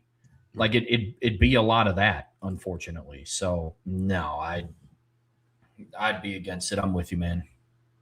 Yep. All right, last one, Trev. From Jay Melvin, Brian, why is Notre Dame the only team that has this done to them? Entire conferences and college football talking heads spin narratives and lies about Notre Dame. It can't just be independence and a Notre Dame degree. Yeah, it is.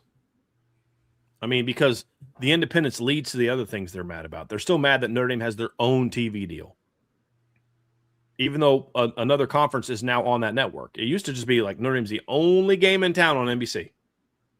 It's not that way anymore. It really does come down to their independence.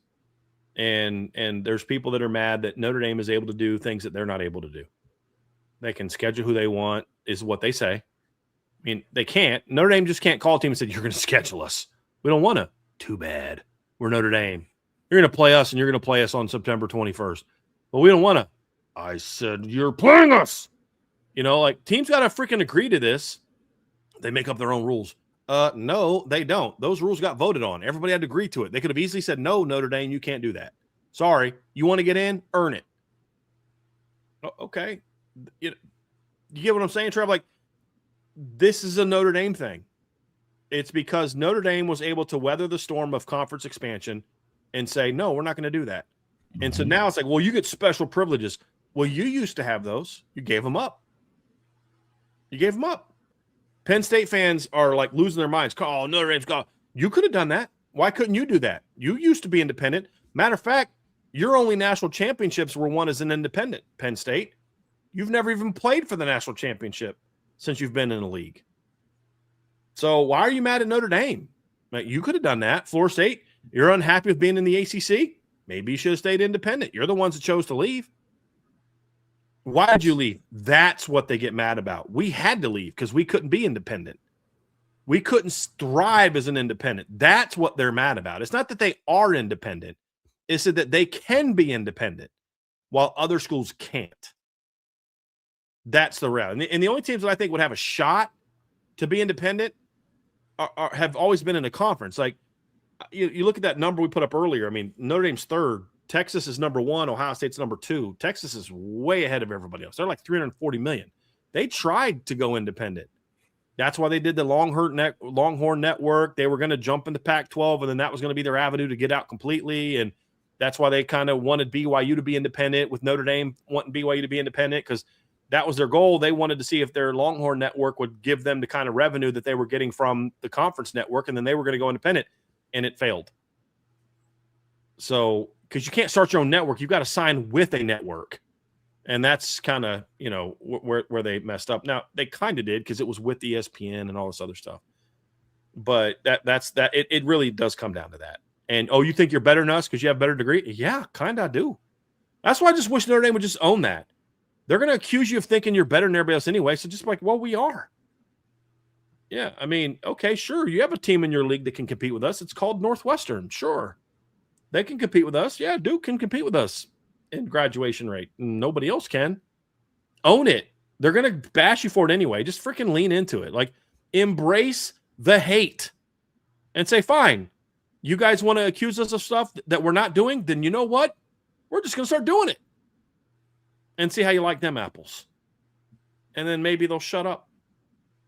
But somebody sent me a note. I guess Pete Sampson, this is what they're claiming, and I don't know how true this is, but Pete Sampson, I guess, was talking to some people, and there's a lot of upsetness with the athletic directors in the ACC about what was said in the Brett McMurphy thing, because apparently the people whining were coaches, which is exactly what we said early.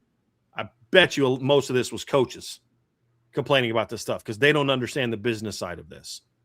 And it sounds like we were correct on that. They understand it. So I thought that was interesting. Buddy just sent me that. Well, good deal. I'm with you completely, man. Lean in, full bore. Just be the villain. It's like they're gonna not like you anyways. You and I have watched wrestling, right? There's those guys that they try to make a baby face and the crowd won't accept them. And there just comes a point in time like, fine, let's go full heel. And then there's times where like you try to make a guy a heel, but the crowd just like refuses to accept him as a heel. So like, let's lean into it. They're all gonna treat you like the heel. So become the heel. Yep.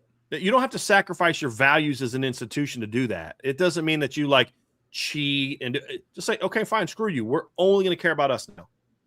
Yeah, okay, you guys feel us? Okay, cool. Then this is what we're going to do. This is how we're going to handle it. This is what lean into it. All the things they say, oh, you think you're better than us. Yeah, we do. And we're not afraid to say it anymore. You know what I mean? Like, that's fine. Hey, you want to stop crying about it? Okay, fine. then maybe you don't have your flagship program have a 49% graduation rate. I'm just saying. Maybe if the team that's dominated your league the last 5 years didn't graduate less than half its players and didn't have more players arrested, over a 2-year span than they had wins, maybe you could be bragging about the type of people you're developing as well. We're going to stop feeling bad for putting great young men out there that are educated and prepared to go be successful. We're not going to be sorry for caring about young men beyond what they give us on the football field. And when they stop, toss them aside. You can do that. We're not going to freaking apologize for that anymore. Matter of fact, we're going to be so obnoxious about this and then kick your freaking butts on the football field that people are going to be saying to you, why aren't you doing that? Why don't you have a graduation rate like Notre Dame? Why isn't your football team making kids go to class? Because they're kicking your freaking butts and those kids have to go to class. That's what I want to own it. They're going to hate you for it anyway. No matter how nice you are, no matter how much you try to play the game, no matter how much you try to say, hey, we're cool, we're nice, we don't think we're better than you, they're still going to say, screw you, Notre Dame, you think you're better than everybody else. You know what? Yes, we are. Own it. Lean into it. That's what I want to see. And that's part of what's made Marcus Freeman so successful, because he accepts Notre Dame for what it is and owns it and embraces it. And that's why he's crushing people on the recruiting trail. I just wish the entire institution would start doing that. You and me both, brother. I'm with you completely. Folks, that is going to do it for us here on the Irish Breakdown podcast, brought to you by our friends over at FanDuel. But Brian is going live with the guys tonight, I believe, on IB Nation Sports Beat at 5, talking about some recruiting, and then afterwards they're continuing with some of the Notre Dame USC talk. So if you haven't gotten enough of that, be sure to tune into the guys tonight. I'm sure Vince will have. I'm sure Vince and Sean Stiers will have a lot to say about that as well. Jesse, if he's on the show as well. Brian and I will be back tomorrow at 1 p.m. I believe we're continuing the State of the Program series, so not going to want to miss tomorrow's show at 1 p.m. On your way out of this show, be sure to hit that like, hit that subscribe, hit that notification bell. Be sure to share this podcast with your friends, family, anybody that you know loves Notre Dame, college football as much as you do. But as always, the best way to support what we do here is subscribe to the premium message boards at boards.irishbreakdown.com. So until tomorrow, I'm Trevor. That's Brian. We'll see you back here very soon on the Irish Breakdown podcast.